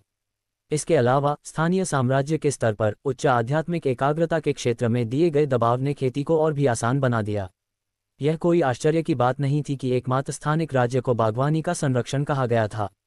उच्च आध्यात्मिक शास्त्रीयता वाले क्षेत्रों में बहुत अधिक आध्यात्मिक ऊर्जा थी, लेकिन वह ऊर्जा विशाल भूभाग में फोटो खींची गई थी। स्थानिक राजस्थान में ऊर्जा लगभग पूरी तरह से एक छोटा स्थान में फोकस था। इसी तरह मिनोस को इतनी तेजी से आगे बढ़ने की उम्मीद थी। और जल्द ही ड्रम सिटी का युद्ध क्षेत्र खुल जाएगा और दोनों युवा अंततः अन्य युवाओं के साथ प्रशिक्षण ले पानी। बेशक किसी ऐसे व्यक्ति को इन एरिया में आने में कुछ समय लगेगा जो उन्हें चुनौती दे सकता है। वैसे भी जहां तक दोनों लोमडेरी की बात है, एमिलिन ने इस अवधि में अपना स्तर नहीं बढ़ाया था, क्योंकि खेती के छठे चरण में इसे हासिल करने में अधिक समय लगा। उसके जैसे आर्किटेक्चर के जानवरों के लिए इस स्तर पर एक स्तर की वृद्धि भी लगभग 3 साल लग सकती है। इस कारण से जो 6 महीने तक गेरे वे माँ फॉक्स के लिए ताकत बढ़ाने के लिए आत्मनिर्भर नहीं थे, वैसे भी वह अपनी खेती में एक सफाई थी। वह अभी भी स्पेटियल किंगडम की विशेष दवाएं नहीं ले सका, क्योंकि इन सभी में एमिलिन के शरीर की तुलना में अधिक मात्रा में ऊर्जा थी। इस मामले में एमिलिन केवल तब तक धीरे धीरे मजबूत होती रहती है जब तक कि वह इन दवाओं में से किसी को भी नहीं ले जाती। जहां तक छोटी काइला की है, वह पहले से करीब बात हो गई है और उससे भी ज्यादा खूबसूरत होने जा रही है। अब उनके पास 3 सजावटी पूंछें हैं जो वास्तव में आकर्षक थीं, और युवा फॉक्स की सुंदरता और भी अधिक बढ़ गईं। वह अभी भी मानवीय भाषा को नहीं समझता था, लेकिन उसने अपने व्यवहार के तरीकों में लगातार सुधार किया। कुछ समय पहले तक वह तब भी मिनोस द्वारा धोखा खा रही थी जब उसने भोजन के लिए छोटे फॉक्स का ध्यान आकर्षित किया था। लेकिन तीसरे चरण में पहुंचने के बाद काइला को आसानी से धोखा नहीं दिया गया और झील के किनारे के घर से सेब चुराने की रणनीति भी तैयार की गई। वह उसका पसंदीदा भोजन था, लेकिन उस दिन में केवल कुछ ही अर्थ था। इसलिए जब भी मिनोस आसपास नहीं था तो वह उस घर की संज्ञा को लूट कर और अधिक पाने की कोशिश करता है। अंत में बटलर डिलियन, जो इस समय कोचिंग सिटी में था, अपनी दैनिक जिम्मेदारियां संभाल रहा था और पहले ही 49 के स्तर तक पहुंच गया था। वह साधना के छठे चरण तक और भी करीब आ रहा था, राजा। और अच्छा ही वह महानतम प्रकार का क्रांतिकारी नहीं था, फिर भी उस स्तर के शहर में किसी व्यक्ति का होना महत्वपूर्ण था। आखिरकार मध्य महाद्वीप के उत्तर में एक सेना की संख्या का संकेत आध्यात्मिक सम्राट की थी। इस प्रकार साधना के इस चरण के पहले सदस्य तक के लिए ऑनलाइन ब्लैक प्लेन आर्मी के लिए एक महत्वपूर्ण उपलब्धि थी। अंततः स्थानीय साम्राज्य में समुद्र तट पर आराम का आनंद लेने के बाद मिनोस ने ड्रिच सिटी में वापसी का निर्णय लिया। अब समय आ गया है कि वह इस स्थान के संप्रभु के रूप में अपने दैनिक प्रकाशन से अपडेट करें। वह जहां था वहीं से गायब हो गया, जबकि उसका परिवेश बदल गया। मिनोस अपने आवास के अंदर एक आंगन में नीचे दिखाई देते हैं। इस जगह पर बहुत सारी चीजें नहीं थीं, बस ट्रेनिंग के लिए एक जगह और उसके अपार्टमेंट के दरवाजे से कुछ ही दूरी पर एक टेबल थी। ये देखते हुए कि वह कहाँ था, युवा स्टुअर्ट अर्ली से हवेली के हिस्सों की ओर चला गया, जहां उसने अपना दैनिक मामला दर्ज किया। कुछ ही समय बाद आखिरकार उन्हें अपना कार्यालय दिखा, जहां सचिव मियाँ अपने घर के पीछे स्थित थे। वह पहले से ही 35 के लेवल पर और भी ज्यादा खूबसूरत बन रही थी। मियाँ भी बहुत अच्छे से हरे रंग की रेशमी ड्रेस पहने हुए थी, जो ना तो बहुत ज्यादा दिख रही थी और ना ही बहुत कम दिख रही थी।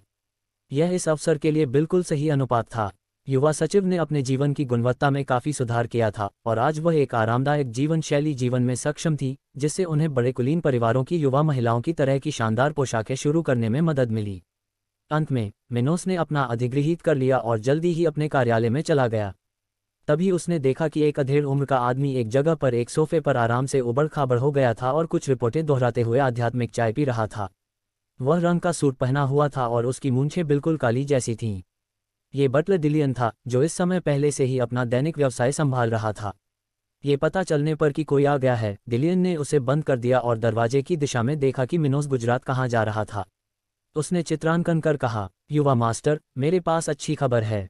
ओह, युवा मास्टर द्वारा ऑर्डर किया गया कल्टीवेशन टावर पहले से ही तैयार है। हम इसे किसी भी समय खोल सकते हैं। उन्होंने चेहरे पर मुस्कान बिखेरी हुई कहा। ये इस शहर के लिए बहुत ही महत्वपूर्ण बात थी। आखिरकार इस तरह के टावर को एक बड़े शहर के क्षेत्र के लिए मानक माना जा सकता है, लेकिन ये केवल सबसे बड़े शहरी जनसंख्या में देखा गया था। जनसंख्या 1 मिलियन से अधिक थी। ऐसी बिल्डिंग के टुकड़े थे और संप्रभु परिवार आमतौर पर आम जनता के लिए एक प्रोजेक्ट में काफ़ी धन निवेश करने को तैयार नहीं थे। इसके साथ बड़े शहरों के अलावा जो करों के साथ कई क्रिस्टल पैदा हुए थे, वहां स्थायी रूप से कोई भी खेती टावर दूसरी जगह नहीं थे। बस सबसे कम कीमत के लिए मिनोस ने अकेले ही इस टावर के निर्माण के लिए 9 मिलियन श्रेणी के क्रिस्टल का भुगतान किया था। किसी भी अन्य कुलीन परिवार ने ऐसा काम नहीं किया होगा, क्योंकि ड्रिक सिटी का कर राजस्व बमुश्किल प्रति वर्ष 100,000 क्रिस्टल से अधिक था। लेकिन मिनोस के लिए यह निश्चित रूप से लिया गया था। इस निवेश के साथ कल्टीवेशन टावर में दूसरे चरण के लिए 400 कमरे, तीसरे चरण के लिए 200 कमरे, चौथे चरण के लिए 100 कमरे और पांचवें चरण के लिए 20 कमरे होंगे। ऐसी संख्या के साथ वे अपने नागरिक खेती की गति में उल्लेखनीय वृद्धि कर सकते हैं, साथ ही अपनी सेना और भविष्य के सदस्यों की ताकत को भी बढ़ा सकते हैं। आखिरकार ब्लैक प्लेन आर्मी ने चयन किया। केवल अधिक महत्वपूर्ण खेती वाले लोग ही प्रस्तावित रिक्तियों से बचे थे। ऐसे कई लोग थे जो मिनोस की सेना तक ऑनलाइन चाहते थे, लेकिन नतीजा बहुत शानदार था। इसके साथ ही जिन लोगों को अभी तक अपनी जगह नहीं मिली है, वे इस नए विकल्प में कड़ी मेहनत कर सकते हैं ताकि अगले चयन से वे इस छोटे लक्ष्य को पूरा कर सकें। अध्याय 147 ड्राई सिटी कल्टीवेशन टावर 2। अखाड़े के बारे में क्या? इसे तैयार करने में कितना समय लगा? अरे, ये भी लगभग तैयार हो चुका है और अगले 10 दिनों में तैयार हो जाना चाहिए। डिलियन ने तुरंत जवाब दिया। यह अच्छा है। हम 2 दिनों में गार्डन टावर का उद्घाटन करने जा रहे हैं, इसलिए इस बीच हम आबादी को इसके बारे में सोचते हैं। डिलियन ने सिर हिलाया और फिर विषय बदल दिया। युवा मास्टर, मुझे लगता है कि हमारे लिए पानी के शहर की सरकार से संपर्क करने का लगभग समय आ गया है। ये डिलियन के जनरल में सर्वोच्च लोकतंत्र था। क्रे सिटी के मानचित्रण से पहले ही अपनी सीमा पर काम कर रही थी और कृषि क्षेत्र में सुधार की लगभग कोई छूट नहीं थी। वर्तमान में इस क्षेत्र में व्यावहारिक रूप से कोई आंचल नहीं था। केवल 15 वर्ष से कम आयु के युवा ही बेरोजगार थे, और यहाँ तक कि जो लोग ब्लैक प्लेन आर्मी में शामिल होना चाहते थे, वे भी खेती का काम कर रहे थे। आखिरकार ये संगीत शहर में भव्यशुदा आय का एक रूप था। इसलिए शहर को आप्रवासियों को तत्काल प्राप्त करने की आवश्यकता थी। और भले ही कुछ फैमिली स्टोन आइलैंड से आए थे, लेकिन उनकी संख्या न्यूनतम थी। एलेन ब्लैक का प्रचार प्रसार करने का जोखिम नहीं उठाया जा सकता था, और वहाँ इतने सारे लोग भी नहीं थे जो किसी नई जगह पर जोखिम लेने को तैयार थे। इस कारण से द्वीपस्टोन से लोगों को आकर्षित करना सरकार में श्रम की आपूर्ति में प्रभावी नहीं था। मिनोस ने एलेन को यह प्रचार करने के लिए कहा था। मुख्य रूप से कम लेवल के एरे मास्टर्स, आयरनरों और कीमियागरों को आकर्षित किया गया था। उसे ये पागलपन का ख्याल नहीं था कि उस जगह से दसियों हजार लोग यूं ही यहाँ आ गए। वैसे भी यह एक ऐसी घटना थी जो कभी कभी इस स्थान पर समस्याएं पैदा कर देती थी।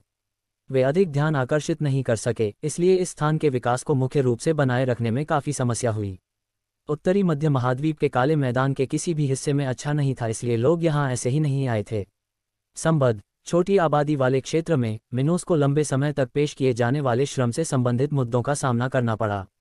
अंततः दुनिया के लिए ब्लैक प्लेन के दरवाजों में सक्षम नहीं होना, ये कहना कि उनके पास सबसे अच्छा क्या था, इस समस्या का समाधान करना मुश्किल हो गया। मुझे लगता है कि हमें इन सभी चीज़ों में ये करना होगा। मिनोस ने अपने घर में आराम से कुर्सी ली और आराम से सांस ली। ऐसा लगता है कि मैं जल्द ही किसी यात्रा पर जाऊंगा।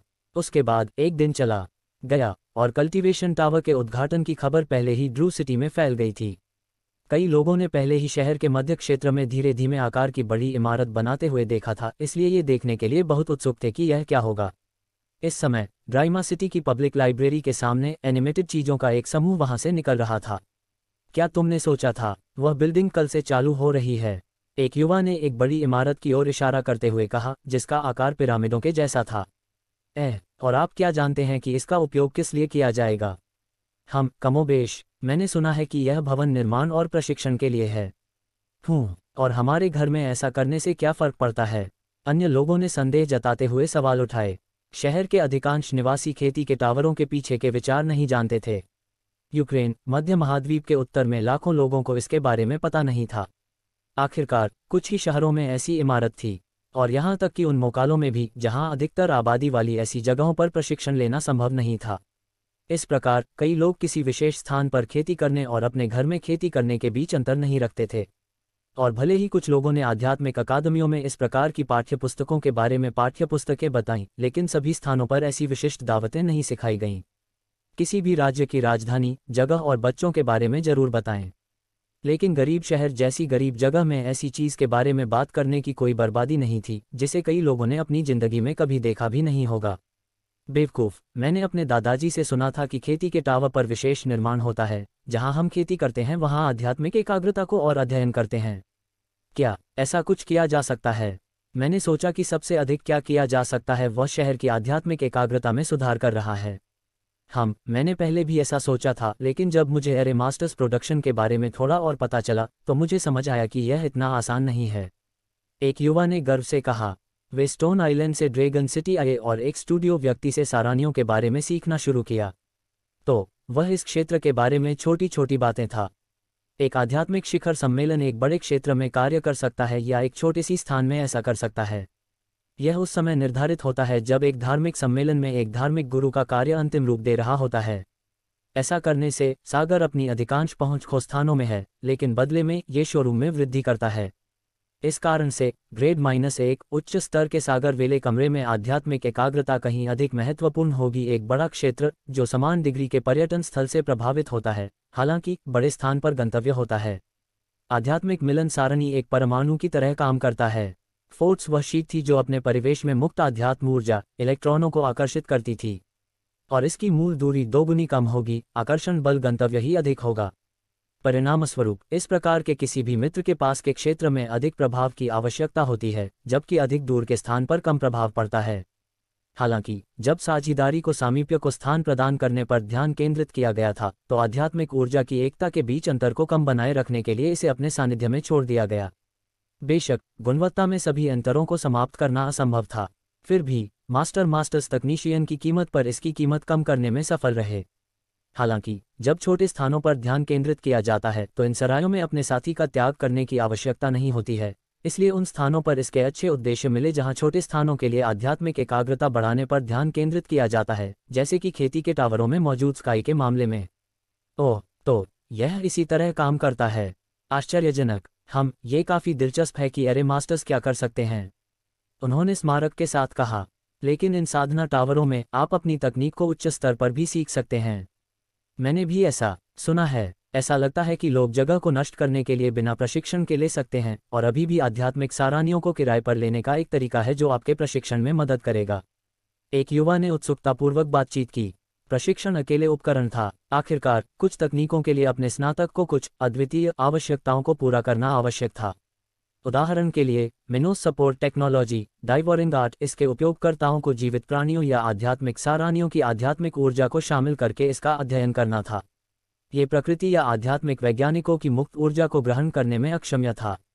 लेकिन मिनोस के विपरीत सामान्य आबादी के पास आध्यात्मिक सारनियों के लिए प्रशिक्षण नहीं हो सकता है, और इन उपकरणों की सहायता के बिना विशिष्ट तकनीशियनों पर काम करना आसान नहीं था।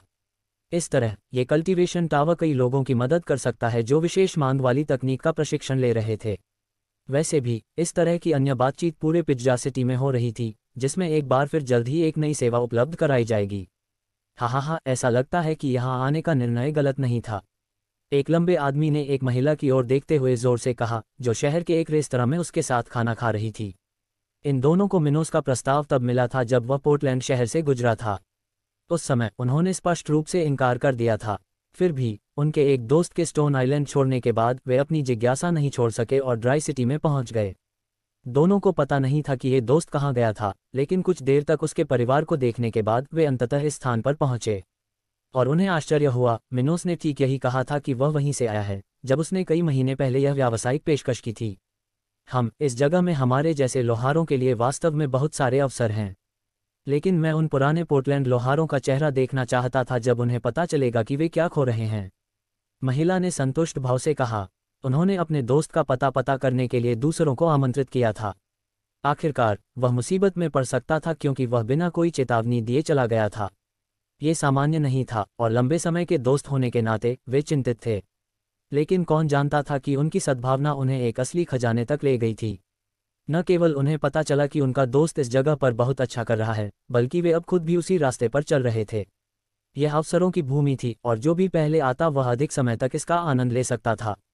वह आदमी हंसा और फिर रोमांचक दृष्टि से बोला, मैं इस कल्टीवेशन टावर को देखना चाहता हूँ। यहाँ तक कि पोर्टलैंड शहर में भी इनमें से एक भी नहीं है। लेकिन मैंने सुना है कि यह बहुत अच्छा होगा, केवल बड़े शहरों की क्षमता से कम होगा। मैंने सुना है कि इसमें केवल 4 मंजिलें होंगी, इसमें 1000 कमरा भी नहीं होगा। महिला ने कम आवाज में कहा, लेकिन ये समझ में आता है। आखिरकार ये जगह अभी भी बहुत छोटी है। अध्याय 148 dry city cultivation tower 3। Black plane में एक और दिन चला गया और आज आखिरकार कल्टीवेशन टावर का उद्घाटन हुआ। गरीब शहर में धीरे धीरे जीवंत दिन आ रहा था, जबकि शहर में धीरे धीरे जीवंतता हो रही थी।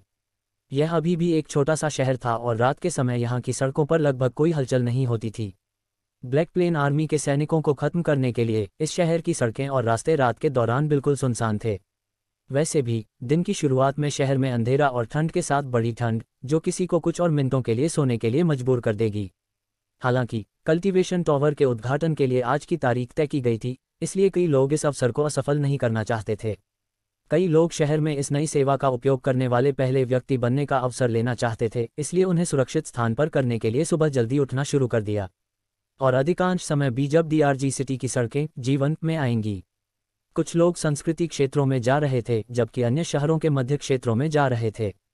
और कई घरों से आटी रोटी के रिश्ते के बीच कई दोस्तों ने अपनी शिफ्ट बदल ली। कुछ अभी जाग रहे थे और पहले से ही अपनी नौकरी पर जा रहे थे, जबकि अन्य अपनी नौकरी से वापस आ रहे थे।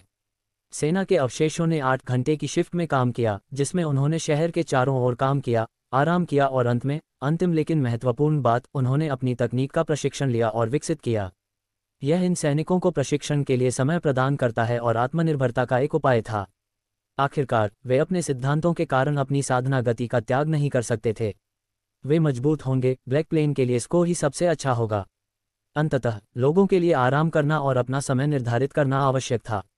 हर किसी को मौज मस्ती करना, खाना पीना, मनोरंजन आदि के लिए समय की आवश्यकता होती है। अपने लिए समय न पर एक ही असंगत में होना जटिल था। पागलों की तरह काम करने और अन्य कुछ न होने का क्या मतलब था। एक आदमी दुनिया में सबसे मशहूर फिल्म निर्माता हो सकता है, लेकिन परिवार के लिए प्रवेश, सुरक्षा के लिए कुछ के बिना, मनोरंजन के लिए कुछ के बिना जीवन का क्या अर्थ है। कुछ लोग इसके बारे में चिंता किए बिना रह सकते थे, लेकिन ज्यादातर लोगों को अपनी निजी जिंदगी के लिए समय की जरूरत थी। इस तरह ब्लैक आर्मी ने ऐसा करने के लिए सैनिकों की संख्या न्यूनतम आवश्यकता पर शिफ्टों में काम का ये चक्र बनाया था। यह एक आवश्यक उपाय था जिसका उद्देश्य मिनोस के सैनिकों के जीवन की गहराई में धीरे धीरे सुधार करना था।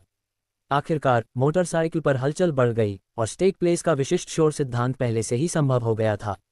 लोग रहते थे, बातें करते थे, आध्यात्मिक प्लास्टर के आने जाने की आवाज़ें, शहर के चारों ओर निर्माण की आवाज़ें आदि। यह एक जीवंत सुबह थी। और जैसे ही समय बीता, बहुत देर तक नहीं लगी और पिरामिड जैसी दिखने वाली एक इमारत के सामने भीड़ जमा हो गई थी। इस इमारत में 40,000 वर्ग मीटर से अधिक जगह थी, जिसमें केवल 4 मंजिलें थीं, जिसमें एक भी खिड़की दिखाई नहीं देती थी। यह एक पिरामिड के आकार की नासमझी की तरह था, जो पूरी तरह से दुनिया के लिए बंद था। और इस इमारत के ठीक बीच में सोने से नाम लिखा था, ड्राई सिटी कल्टीवेशन टावर। इसके अलावा और भी कुछ ऐसा नहीं था जो बाहर से दिख रहा हो। पहली मंजिल पर केवल एक बड़ा प्रवेश द्वार था, जिसमें एक बड़ा कांच का दरवाजा था, जिससे इमारत के अंदर की झलक दिखाई देती थी। और जब इस स्थान पर मौजूद सैनिकों द्वारा भीड़ को शेयरधारकों में स्थापित किया जाने लगा, तो जल्द ही मिनोस और कुछ सरकारी सदस्य उस स्थान पर आ गए। हे, मिस्टर मिनोस पहले से ही यहीं हैं। मैं वहां जाने के लिए इंतजार नहीं कर सकता, भीड़ में से किसी ने उत्साह से कहा। मैं भी बहुत उत्सुक हूं। जब से यह जगह बनी शुरू हुई है तब से मैं क्रिस्टल इकट्ठा कर रहा हूं। आज आखिरकार मैं यहाँ खेती करने में सक्षम हो गया हूँ। जब मिनोस और उनके दल को कल्टीवेशन टावर के बारे में पता चला तो कई अन्य बातचीत हुई। उन लोगों द्वारा निर्देशित किया जा रहा था जो इस स्थान के लिए सामान रखते थे। वे भवन के विवरण और वस्तुएं कैसे काम करती थी इसके बारे में पता लगाया जा रहा था। ड्रैगन सिटी कल्टीवेशन टावर के लिए चुने गए निदेशक के अनुसार भवन के भविष्य में विस्तार का सामना करने के लिए डिज़ाइन किया गया था। उदाहरण के लिए, केवल 4 मंजिल होने के बावजूद भवन में भविष्य में 9 तक का समर्थन करने की क्षमता होगी। इस आवश्यकता के अनुसार उस स्थान के प्रशासन को केवल मूल परियोजना का ही पालन करना होगा और स्वाभाविक रूप से उस स्थान का विस्तार हो जाएगा। यह एक उपाय था मांग मिनोस ने की, क्योंकि यह स्थान निश्चित रूप से ड्रग सिटी की घनी आबादी के लिए स्वायत्त नहीं होगा। लेकिन इस समय उन्हें एक बड़े कल्टीवेशन टावर की जरूरत नहीं थी और न ही उनके पास पर्याप्त संसाधन थे। इस मामले में भविष्य के विस्तार के लिए तैयार स्थान के सामान सबसे अच्छी बात थी। इसके अलावा भवन की 4 मंजिलें अपनी अधिकतम क्षमता से काम नहीं कर रही थीं, क्योंकि इससे भी अधिक कमरा रखना वास्तव में काफ़ी महंगा था। प्रत्येक साधना कक्ष में कई आध्यात्मिक श्रेणियां होनी चाहिए, इसलिए ऐसा कोई उपाय नहीं था कि ब्लैक प्लेन वर्तमान से भी अधिक महत्वपूर्ण संख्या में भुगतान कर सके। इस तरह जब बिल्डिंग ने काम करना शुरू कर दिया तो भविष्य में सुधार होगा। इसके अलावा उस स्थान की संरचना उन्हीं खेती के टावरों के समान थी जिसमें मिनोस क्रोमवेल साम्राज्य को जाना जाता था। भवन की सभी मंजिलों पर आध्यात्मिक साधना से संबंधित रेस्तरां और पुस्तकालय स्थित हैं, जो निश्चित रूप से उद्यम के स्तर के अनुसार विभाजित हैं। लोगों को एक दूसरे से मिलने के लिए कई शिकारी और जगहें मिलीं, जबकि पहली मंजिल पर एक बड़ा स्वागत था जिसमें 40 से अधिक लोग शामिल थे। प्रवेश कक्ष में रिसेप्शन के स्थान पर, जहां किसान कक्ष किराए पर लिया जा सकता था, वहां प्रत्येक स्थान के प्रवेश द्वार और अन्य सामान की जानकारी के साथ एक बड़ी स्क्रीन थी। इसके अलावा दसियों दिग्गजों और इलेक्ट्रॉनिक्स के अलावा इस जगह पर कुछ भी नहीं था। वहां बहुत ही कम सजावट थी, जिसमें केवल काले मैदानों की प्राकृतिक लताएं थीं, इतने चित्र वाले कुछ भी नहीं थे। इसी तरह मिनोस ग्रुप ने अंततः वह स्थान छोड़ दिया, जिससे कल्टीवेशन टावर अंततः जनता के लिए खुल गया। इस बीच कल्टीवेशन टावर के बाहर 4 गैलरी में काले बालों वाली एक युवा महिला अपनी लाइन के टॉप पर इंतजार कर रही थी। यह एलिना थी, 27 साल की, नीलापुरी, लेवल 27। उनका जन्म और पालन पोषण संगीत शहर में हुआ था। यहाँ जीवन अच्छा नहीं था, लेकिन ये कुछ ऐसा था जिसे उसने देखा था और उसने झील के किनारे जोखिम नहीं लेना चाहा था। एलिना के जीवित पिता और माँ भी थे। निश्चित रूप से इस जगह से निकलने का कोई इरादा नहीं था। इस कारण से युवा एलिना ने सबसे पहले अपने जीवन से कोई अधिकार न रखने के लिए खुद को त्याग दिया था। वह बस इसे दिन ब दिन विलासिता रखती है, इस खाली जीवन को धीरे धीरे संभव हो सके सहन करती रहती है। हालांकि डांस सिटी में मिनोस के आने के बाद एलिना के लिए सब कुछ बदल गया। वह कई लोगों की तरह अंततः तरंग के अंत में प्रकाश दर्शन था और अब इस स्थान पर उसका अपना सपना और लक्ष्य थे। एक रोमांचक एहसास था जिसे एलिना महसूस कर सकती थी। मिनोस के यहाँ आने से पहले वह पूरी तरह से अपनी नियति के प्रति समर्पित थी, लेकिन ऐसा होने के बाद अब जब भी वह इस जगह को बेहतर होते देखती थी तो उसके दिल में एक गर्माहट महसूस होती थी। अपनी मातृभूमि, एक व्यवहारिक रूप से परित्यक्त स्थान को इतने सारे अवसर प्राप्त करते हुए और बेहतरी के लिए बदलते हुए देखना एक संतुष्टिदायक अनुभूति थी। पहले ड्राई सिटी के निवासी इस जगह के लिए कुछ नहीं कर सकते थे और उन्हें इससे कोई आपत्ति नहीं थी, लेकिन इसका मतलब यह नहीं कि उन्हें कोई परवाह नहीं थी। अगर कुछ किया जा सका तो ये लोग उससे बहुत उत्साहित होंगे। और इसकी वजह से एलिना अपने जन्म के बाद से अपने सबसे अच्छे साल जी रही थी। वह ब्लैक प्लेन के कृषि क्षेत्रों में कड़ी मेहनत कर रही थी और उसका ब्लैक प्लेन आर्मी में शामिल होने का सपना था। और इसके लिए वह अपनी खेती में सुधार करने और अगले चयन में रिक्तियों में से एक पाने के लिए हर संभव प्रयास कर रही थी, जो 3 महीने में होगा। वह जो जानती थी उसके अनुसार केवल उन्हीं लोगों को स्थानीय सेना में स्वीकार किए जाने का मौका मिलता था जो अपनी साधना के चरम पर थे। ऐसे में बचे हुए महीनों में उसे 29वें स्तर तक पहुंचने के लिए संघर्ष करना पड़ा ताकि वह अंततः अपना लक्ष्य पूरा कर सके। मेरे पास 400 क्रिस्टल हैं। मुझे आशा है कि यह काफ़ी है। जब उसने देखा कि वह स्थान अंततः खुल जाएगा तो उसने मन ही मन सोचा। इस समय इस स्थान पर मौजूद सैनिकों में से एक ने जोर से कहा, सभी ध्यान दें, ड्राई सिटी कल्टीवेशन टावर आधिकारिक तौर पर खुला है। बिना किसी उथल पुथल के क्रम में आगे बढ़ें। इससे एलिना का दिल चकरा गया और वह भी तेज हो गया, जबकि उसके चेहरे पर भावनाएं झलक रही थीं। फिर उसने उस स्थान से केवल कुछ मीटर की दूरी पर भव्यता और उस इमारत में प्रवेश किया जहां वह पहले था। जिस स्थान पर प्रवेश किया गया उसमें एलिना ने एक कैथोलिक प्रवेश कक्ष देखा, जिसमें दोनों तरफ कई स्वागत बेंच थे, जबकि इस स्थान के प्रवेश द्वार के सामने की तरफ एक बड़ी स्क्रीन थी।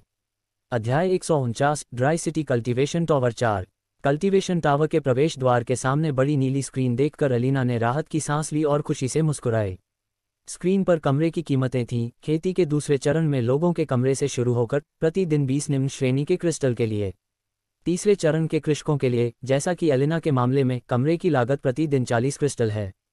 जहां तक चौथे और पांचवें चरण के लोगों का सवाल है, उन्हें क्रमशः प्रति दिन 100 और 250 निम्न श्रेणी के क्रिस्टल का भुगतान करना होगा। और चूंकि इस स्थान पर जो कीमतें वसूली जा रही थीं, वे बहुत कम थीं, इसलिए फिलहाल वहां कोई व्यक्तिगत खेती और प्रशिक्षण कक्ष नहीं थे। ये लागत कम करने का एक तरीका था। आखिरकार ऐसी जगह बनाना और उचित रखरखाव करना वास्तव में बहुत महंगा था। इस वजह से व्यक्तिगत कमरों को जनता के लिए उपलब्ध कराने में अभी भी कुछ समय लगेगा। अंततः एलिना इस स्थान पर एक रिसेप्शनिस्ट के सामने पहुंची और बात सुनी। ड्राई सिटी कल्टीवेशन टावर में आपका स्वागत है। क्या आपने पहले ही चुन लिया है कि आप किस प्रकार का कमरा किराए पर लेंगे? एलिना ने सहमति में सिर हिलाया और कहा, मुझे तीसरे चरण के कृषकों के लिए 2 दिनों के लिए एक कमरा चाहिए। ये सुनकर युवा परिचारक, जिसने हरे रंग की पोशाक पहनी हुई थी, जिसके सीने पर सुनहरे पेड़ के आकार का प्रतीक बना हुआ था, कहा, मुझे क्षमा करें, लेकिन अभी हम प्रत्येक व्यक्ति के लिए केवल 1 दिन के लिए कमरे किराए पर ले सकते हैं और इन कमरों को 5 अन्य लोगों के साथ भी साझा किया जाएगा। इसलिए हम अनुशंसा करते हैं कि आप अगली बार दोस्तों या परिचितों के साथ आएं। ठीक है, ऐसा ही हो सकता है, उसने अभी भी उत्साहित होते हुए कहा।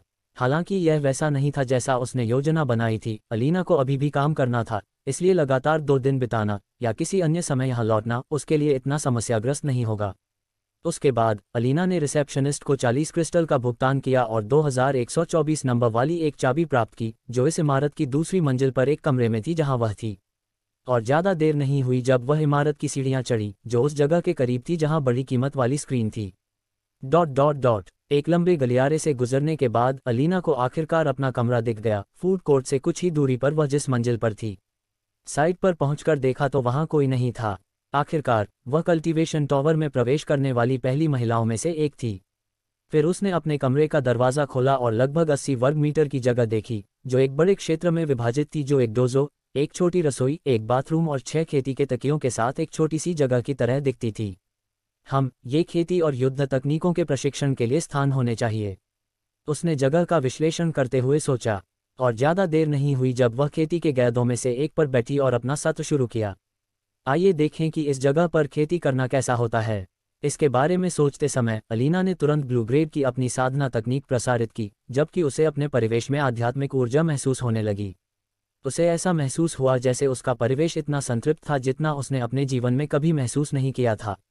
आध्यात्मिक ऊर्जा इस स्थान पर इतनी केंद्रित लग रही थी कि यह घने कोहरे की तरह था जो किसी को कुछ मीटर दूर से देखने से रोकता था। बहुत ये वर्तमान आश्रम शहर की आध्यात्मिक वैज्ञानिकता से दोगुना होना चाहिए, उसने चेहरे पर फूल सी मुस्कान के साथ सोचा। एलिना के लिए, जिसने इस शहर को कभी नहीं छोड़ा था, इस कमरे की आध्यात्मिक मात्रा जिसमें वह पहले से ही थी, बहुत प्रभावशाली थी। हालांकि उसे बमुश्किल पता था कि वह एक कुएं के नीचे से दुनिया को देख रही थी। वैसे भी एलिना ने खेती करना जारी रखा और इस जगह का पूरा लाभ उठाया। साथ ही वह अपनी प्रगति को और भी करीब से महसूस कर रही थी। और ज़्यादातर समय इसमें नहीं लगा जब एलिना की तरह ही 5 अन्य अजीब लोग इस कमरे में खेती करना शुरू कर दिया। ... जैसे ही एलिना 28 के लेवल पर आगे, शानदार कई लोग पहले ही ड्रिक सिटी कल्टीवेशन टावर में प्रवेश करने में सफल हो गए थे। उनमें से ज़्यादातर को एलिना जैसी ही भावना थी और वे पहले से ही अपने अपने सपनों में खुशी से खेती कर रहे थे। इन लोगों के लिए ये खेती करने का एक नया तरीका था और वे सभी ऐसी जगहों पर खेती करने में सक्षम से रोमांचित थे। यह उनके लिए मजबूत और अपने जीवन में अधिक महत्वपूर्ण लक्ष्य हासिल करने का अवसर था। वैसे भी प्लेस अपॉइंटमेंट के 1 घंटे से भी कम समय के बाद गार्डन टावर की आड़ में एक व्यक्तिगत इमारत से बाहर आया।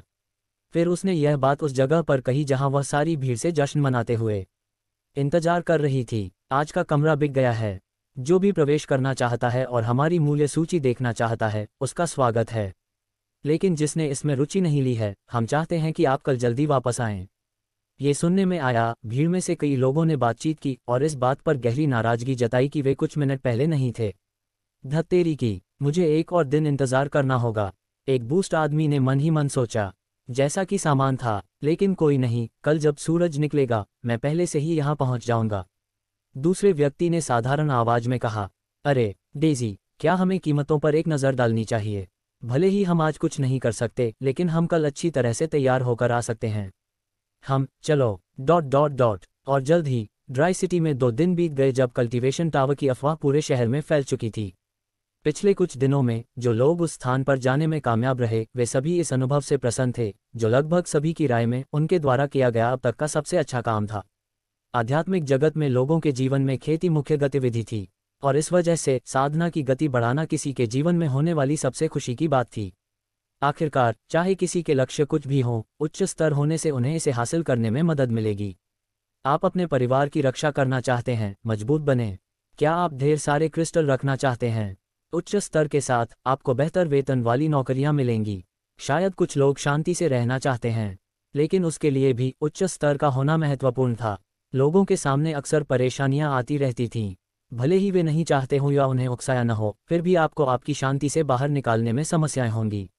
वैसे भी ज़्यादातर लोगों की किस्मत का फैसला खुद नहीं होता। लगभग कोई भी अपनी जवानी के दौरान मरना नहीं चाहता। फिर भी जब कुछ परिस्थितियों का सामना करना पड़ता है तो कमज़ोर लोगों को स्वाभाविक रूप से हटा दिया जाएगा, भले ही वे पूरी तरह से शांतिपूर्ण और दयालु हों। और अगर वे नहीं मरे तो भी इसे गटर में फेंका जा सकता था। पीटर के मामले को ध्यान में रखते हुए उसकी बुरी किस्मत के कारण, किंगडम ऑफ द वेव्स के तीसरे राजकुमार से मिलने के कारण, मिनोस के युवा अधीनस्थ ने काली प्रतिभा के साथ पैदा होने के कारण अपनी सारी अच्छी किस्मत लगभग खो दी थी। यदि ये किस्मत का साथ न होता कि वह किसी ऐसे व्यक्ति से न मिलता जो उसे पसंद करता और उसे कुछ गुणवत्तापूर्ण तकनीकें सिखाता, तो पीटर का जीवन बिल्कुल औसत दर्जे का होता, भले ही उसके पास उत्तरी मध्य महाद्वीप के मानकों के लिए एक महान प्रतिभा थी। इस तरह की चीज़ के कारण खेती को इस दुनिया में लगभग हर किसी के ध्यान के रूप में देखा जाने लगा। भले ही किसी को अधिक उम्मीदें न हो, फिर भी वे अपने अधिकतम स्तर तक पहुंचने का प्रयास करेंगे। ये बहुत समय पहले हुआ था कि यह पहले से ही एक मानवीय आदत बन गई थी। जीवित रहने के लिए उन्हें खेती करने की ज़रूरत नहीं थी, लेकिन उनकी प्रवृत्ति ने उन्हें ऐसा करने के लिए कहा। ये लंबे समय तक जीने और बेहतर जीवन जीने का मौका था। इस बीच किंगडम ऑफ द वेव्स के एक विशेष हिस्से में ब्राउन किंगडम के पास एक परिवार ब्लैक प्लेन की दिशा का अनुसरण करते हुए 2 गाड़ियों में एक साथ यात्रा कर रहा था। इसी समय एक लंबे मजबूत आदमी ने अपने बेटे की ओर देखा और पूछा, लड़का, क्या तुम हमें नहीं बता रहे कि हम कहाँ जा रहे हैं? हम लगभग 2 महीने से यात्रा कर रहे हैं, लेकिन तुमने हमें कुछ भी नहीं बताया। ये सुनकर एक अधेड़ उम्र की महिला जो उस लंबे आदमी के बगल में खड़ी थी, मुस्कुराई और बोली, ये सही है, आप हमें ये क्यों नहीं बताते? क्या ये जगह खतरनाक है? नहीं माँ, ये खतरनाक नहीं है। ये हमारे परिवार के रहने के लिए सबसे अच्छी जगह है। वहाँ हमारा परिवार निश्चित रूप से फल फूल सकेगा।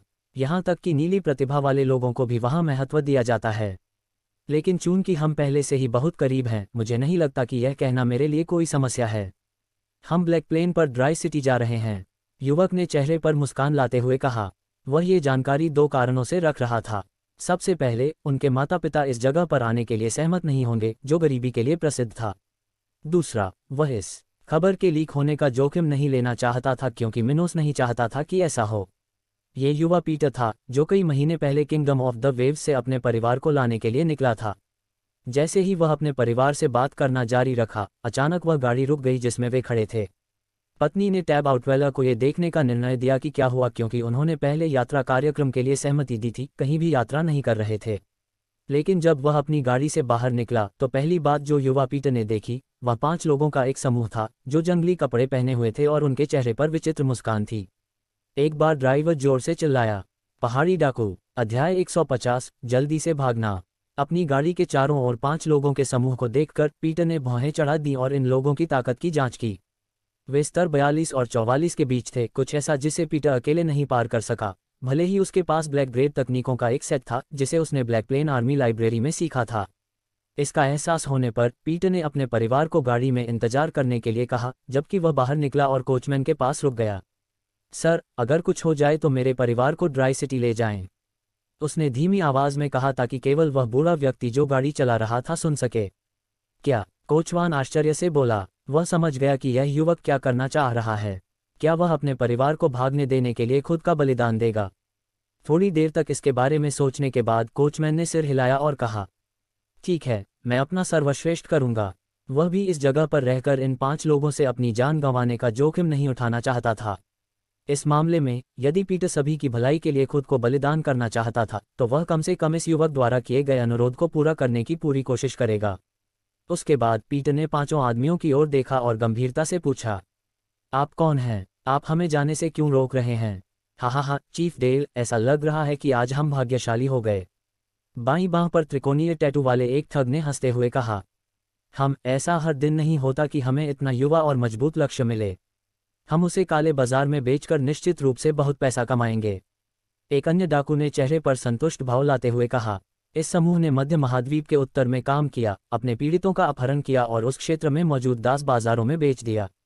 जैक, जॉन, जल्दी से इस बच्चे की देखभाल करो। हमारे पास पहले से ही बंदियों का एक बड़ा समूह है। मैं क्रॉमवेल किंगडम जाने की जल्दी में हूँ। लंबी काली दाढ़ी वाले एक लंबे, मजबूत आदमी ने दृढ़ता से कहा। यह उस डाकू समूह का नेता था, डेल, स्तर 44। ये सुनकर दो व्यक्ति जो समूह में सबसे बुजुर्ग लग रहे थे, अजीब ढंग से मुस्कुराते हुए आगे बढ़े।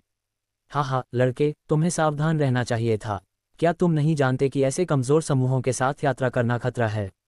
के, भाई, हमारे शिकार के साथ मत खेलो। दूसरे ने पहले से ही एक हथियार के रूप में कहा कि जो विदेशी मुद्रा में दिखता था। ऐसा लगता है कि मैं इन लोगों से बच नहीं सकता। पीटर ने एक पल के लिए भारी भरकम लड़ाई की तैयारी की। ठीक है, अगर वे मुझे कम अदाने जा रहे हैं तो मैं हार से पहले कम से कम उनमें से एक को मार सकता हूं। पत्नी का ऐसा व्यक्तित्व नहीं था जो कि उदासीनता का सामना करते हुए विघटन में सामने आया था। उसके लिए, यदि वह इन संवादों से भाग नहीं ले सकता है तो कम से कम उन्हें संभावित हो विनाश की कोशिश करना चाहिए। और जो समय चुकाया गया था, पीटर पहले ही 41 के स्तर तक पहुंच गया था और उसने ग्रेड 1 उच्च स्तर का एक हथियार भी प्राप्त कर लिया था। ऐसा कुछ उसके पास पहले नहीं था। ये सब ब्लैक प्लेन आर्मी के सार्जेंट के रूप में उनके काम के लिए धन्यवाद। फिर युवा पीटर ने अपनी स्थानिक अंगूठी से एक बंदूक निकाली जो खोपेश की तरह दिखती थी, लगभग 1 मीटर लंबी, खंजर से घुमावदार ब्लेड की नोक तक, जिसका वजन 40 किलो से अधिक था। ये पीटर द्वारा चुना गया हथियार था और यह ड्राई सिटी में सीखी गई ब्लैक ग्रेड तकनीकों में से एक से मेल खाता था। यह एक ऐसी तकनीक थी जिसे मिनोस ने युवा ट्रिस्ट्राम और उनके निजी गार्ड द्वारा उस समय छोड़ी गई स्थानिक रिंग के माध्यम से हासिल किया था जब वे कोहरे के चरम पर मारे गए थे। इसे फास्ट कट कहा जाता था और यह हत्याओं पर केंद्रित एक तकनीक थी। यह उपयोगकर्ता की गति को बढ़ा सकता है और इसके लिए तलवार जैसे ब्लेड के उपयोग की भी आवश्यकता होती है। इसके साथ ब्लैक प्लेन आर्मी में पहुंचने पर पीटर ने अपनी तकनीक बदल दी जो उसने 40 के स्तर पर सीखी थी, क्योंकि यह पिछली केवल ब्लू ग्रेड में से एक थी। वैसे भी, दो डाकू जिन्होंने चमड़े का कवच पहना हुआ था, अपने चेहरे पर मुस्कान के साथ तेजी से पीटर के पास पहुंचे। जो लोग 42 के स्तर पर थे, उन्हें लगता है कि 41 के स्तर पर इस युवक को पकड़ना आसान होगा। चलो इसे खत्म करें, उनमें से एक ने सोचा और अपनी कुल्हाड़ी पीटर के कंधे की ओर घुमाई। ये देखकर पीटर ने तुरंत ड्राइवर को हाथ हिलाया और दोनों डाकुओं की ओर भागने लगा। खोने का कोई समय नहीं था। उसे इस समूह को कम से कम तब तक संभाले रखना था जब तक उसका परिवार इस जगह से दूर नहीं था। ... छोटा पीटर कहाँ है? वह वापस क्यों नहीं आया? युवक की मां ने गाड़ी में ही अपने पति को स्थिति देखते हुए देखकर पूछा। बूढ़े आदमी, तुमने हमारे बेटे को पीछे क्यों छोड़ दिया? हमें उसकी मदद करनी होगी। सर, अगर हम पीछे रहेंगे तो वे डाकू हम सभी का अपहरण कर लेंगे। आपका बेटा उन्हें पकड़ लेगा ताकि हम बच सकें, कोचवान ने जोर से कहा। ये सुनकर गाड़ी से बाहर निकलने की कोशिश कर रही पीटर की मां का चेहरा पीला पड़ गया। नहीं, मुझे बाहर जाने दो, चलो वापस चलते हैं। वैड, तुम मुझे क्यों पकड़ रहे हो? उसी समय गाड़ी में मौजूद एक छोटी लड़की अपने पिता से अपने बड़े भाई की मदद करने की गुहार लगाते हुए रोने लगी। बुआ, ओह, चलो बड़े भाई की मदद करें, पिताजी। बुआ। फिर उस आदमी ने अपना सिर झुकाया और अपनी मुट्ठी कसकर भींचते हुए एक दृढ़ खनिक के बारे में कहा। हम नहीं कर सकते। अगर हम वापस जाते हैं तो हम छोटे पीटर की पीठ पर अधिक दबाव डालेंगे। हम उसके लिए बस बोझ होंगे और वह हमारी रक्षा करने की कोशिश कर रहा है। उसने आंखें बंद कर लीं और फिर कहा, आइए छोटे पीटर पर भरोसा करें, शायद वह उन्हें हरा सकता है, या हमें इस जगह से मदद मिल सकती है जिसके बारे में वह चाहता है कि हम जानें। जैसे ही दोनों गाड़ियां लड़ाई स्थल से दूर जाने लगीं, डाकू समूह के पास उनका पीछा करने का समय नहीं था, क्योंकि कुछ अविश्वसनीय घटित हो रहा था। कुछ ही सेकंड में पीटर अपनी तलवार चलाते हुए तेजी से उन दो डाकुओं के वार से बच गया जो उस पर हमला कर रहे थे। उसने अपने खोपेश को ऐसे घुमाया जैसे कि यह उसकी बांह का विस्तार हो, जिससे उसके दो दुश्मनों का एक हाथ और एक पैर कट गया। ये लोग युवा पीटर को उसके स्तर के कारण कम आंकने के लिए दुर्भाग्यशाली थे। सामान्य परिस्थितियों में स्तर 42 पर दो लोग निस्संदेह स्तर 41 पर एक को संभाल सकते हैं। हालांकि पीटर के पास ब्लैक ग्रेड तकनीकें थीं, जबकि इन ठगों के पास केवल ब्लू ग्रेड तकनीकें थीं, और अपने लक्ष्य को कम आंकने के कारण वे और भी अधिक असुरक्षित स्थिति में पड़ गए। दुखद, ये कमीना जितना हमने सोचा था उससे कहीं ज्यादा ताकतवर है, एक अन्य ठग जोर से चिल्लाया जब उसने देखा कि जैक और जॉन के साथ क्या हुआ था। जब उस लड़ाई का नतीजा लगभग तय हो चुका था तब उनके पास उनकी मदद करने का समय भी नहीं था। तब समूह के मुखिया ने भौहें सिकोड़कर कहा, आइए जैक और जॉन की मदद करें। ये बच्चा हम सभी को नहीं हरा सकता। वह केवल इन दोनों के साथ ऐसा करने में कामयाब रहा क्योंकि उसे कम आंका गया था।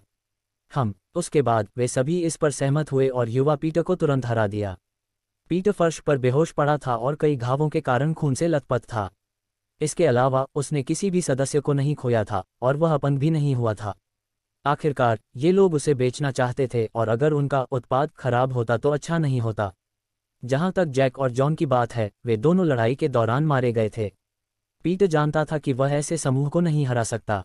वह मिनोस जैसा नहीं था, इसलिए उसने दुश्मन की सेना को कम करने की भरसक कोशिश की और उन 2 लोगों को मार डाला जो सबसे कमजोर थे। वैसे भी लड़ाई खत्म हो गई थी। शेष 3 डाकू उस क्षेत्र के मध्य में खड़े होकर युद्ध से विश्राम ले रहे थे। इस जगह पर बहुत कुछ नहीं था, लेकिन उनके लिए खुद को छिपाने के लिए पर्याप्त पेड़ थे। इस बिंदु पर उनमें से एक ने अंततः चुप्पी तोड़ी और कहा, यह हरामी शक्तिशाली है। मुझे आशा है कि यह इसके लायक है। जॉन और जैक को खोना हमारे लिए वास्तव में बुरा था। लेकिन इसके बारे में चिंता मत करो। गुलाम जितना मजबूत होगा, वह काले बाजार में उतना ही महंगा बेचा जा सकता है। इस बिंदु पर गिरोह के नेता, जो पीटर की स्थानिक अंगूठी की खोज कर रहे थे, ने निराशा में कहा, इस कमीने की स्थानिक रिंग में एक भी तकनीक नहीं थी। डेल को पीटर द्वारा उपयोग की गई तकनीकों के समान अच्छी तकनीक प्राप्त करने में बहुत रुचि थी, इसलिए वह युवा पीटर की स्थानिक अंगूठी पर अपना हाथ पाने के लिए बहुत उत्सुक था। लेकिन उनके दुर्भाग्य के कारण ब्लैक प्लेन आर्मी ने सैनिकों को पुस्तकालय से तकनीकों की प्रतियां रखने की अनुमति नहीं दी। ऐसा केवल इसलिए था क्योंकि उनमें से बहुत सारे नहीं थे और केवल बटलर डिलियन ही इन तकनीकों की प्रतियां बनाने में सक्षम होने के लिए आवश्यक स्तर तक पहुंचे थे। और नरक, यदि थे भी, तो इनमें से कोई भी तकनीक मूल संस्करण नहीं थी। इस मामले में प्रतियां बनाने का कोई तरीका नहीं होगा, इसलिए मिनोस ने अपनी ब्लैक ग्रेड तकनीकों को ब्लैक प्लेन आर्मी की लाइब्रेरी से बाहर जाने की अनुमति नहीं दी। बेहतर होगा कि हम जल्दी से यहाँ से निकल जाएं। अगर वह ग्रुप मदद लेकर आए तो हमें दिक्कत हो सकती है। डेल ने पीटर के समूह के भागने पर शोक व्यक्त करते हुए मन ही मन सोचा, तुम दोनों इस लड़के को ले आओ। चलो इस जगह को छोड़कर तटीय क्षेत्र में चलते हैं। हमारी नाव पहले से ही पूरी तरह से बंदियों से भरी हुई है। हे जहाँ आखिरकार हमें महीनों के काम के लिए भुगतान मिल सकता है। जैसे ही वे चले गए, अगर मिनोस ने डेल नाम के इस व्यक्ति को देखा तो वह तुरंत पहचान गया कि वे किस समूह के अनुयायी थे, क्योंकि नेताओं की पीठ पर एक बड़ा लाल त्रिकोण का निशान था। डेल नाम का व्यक्ति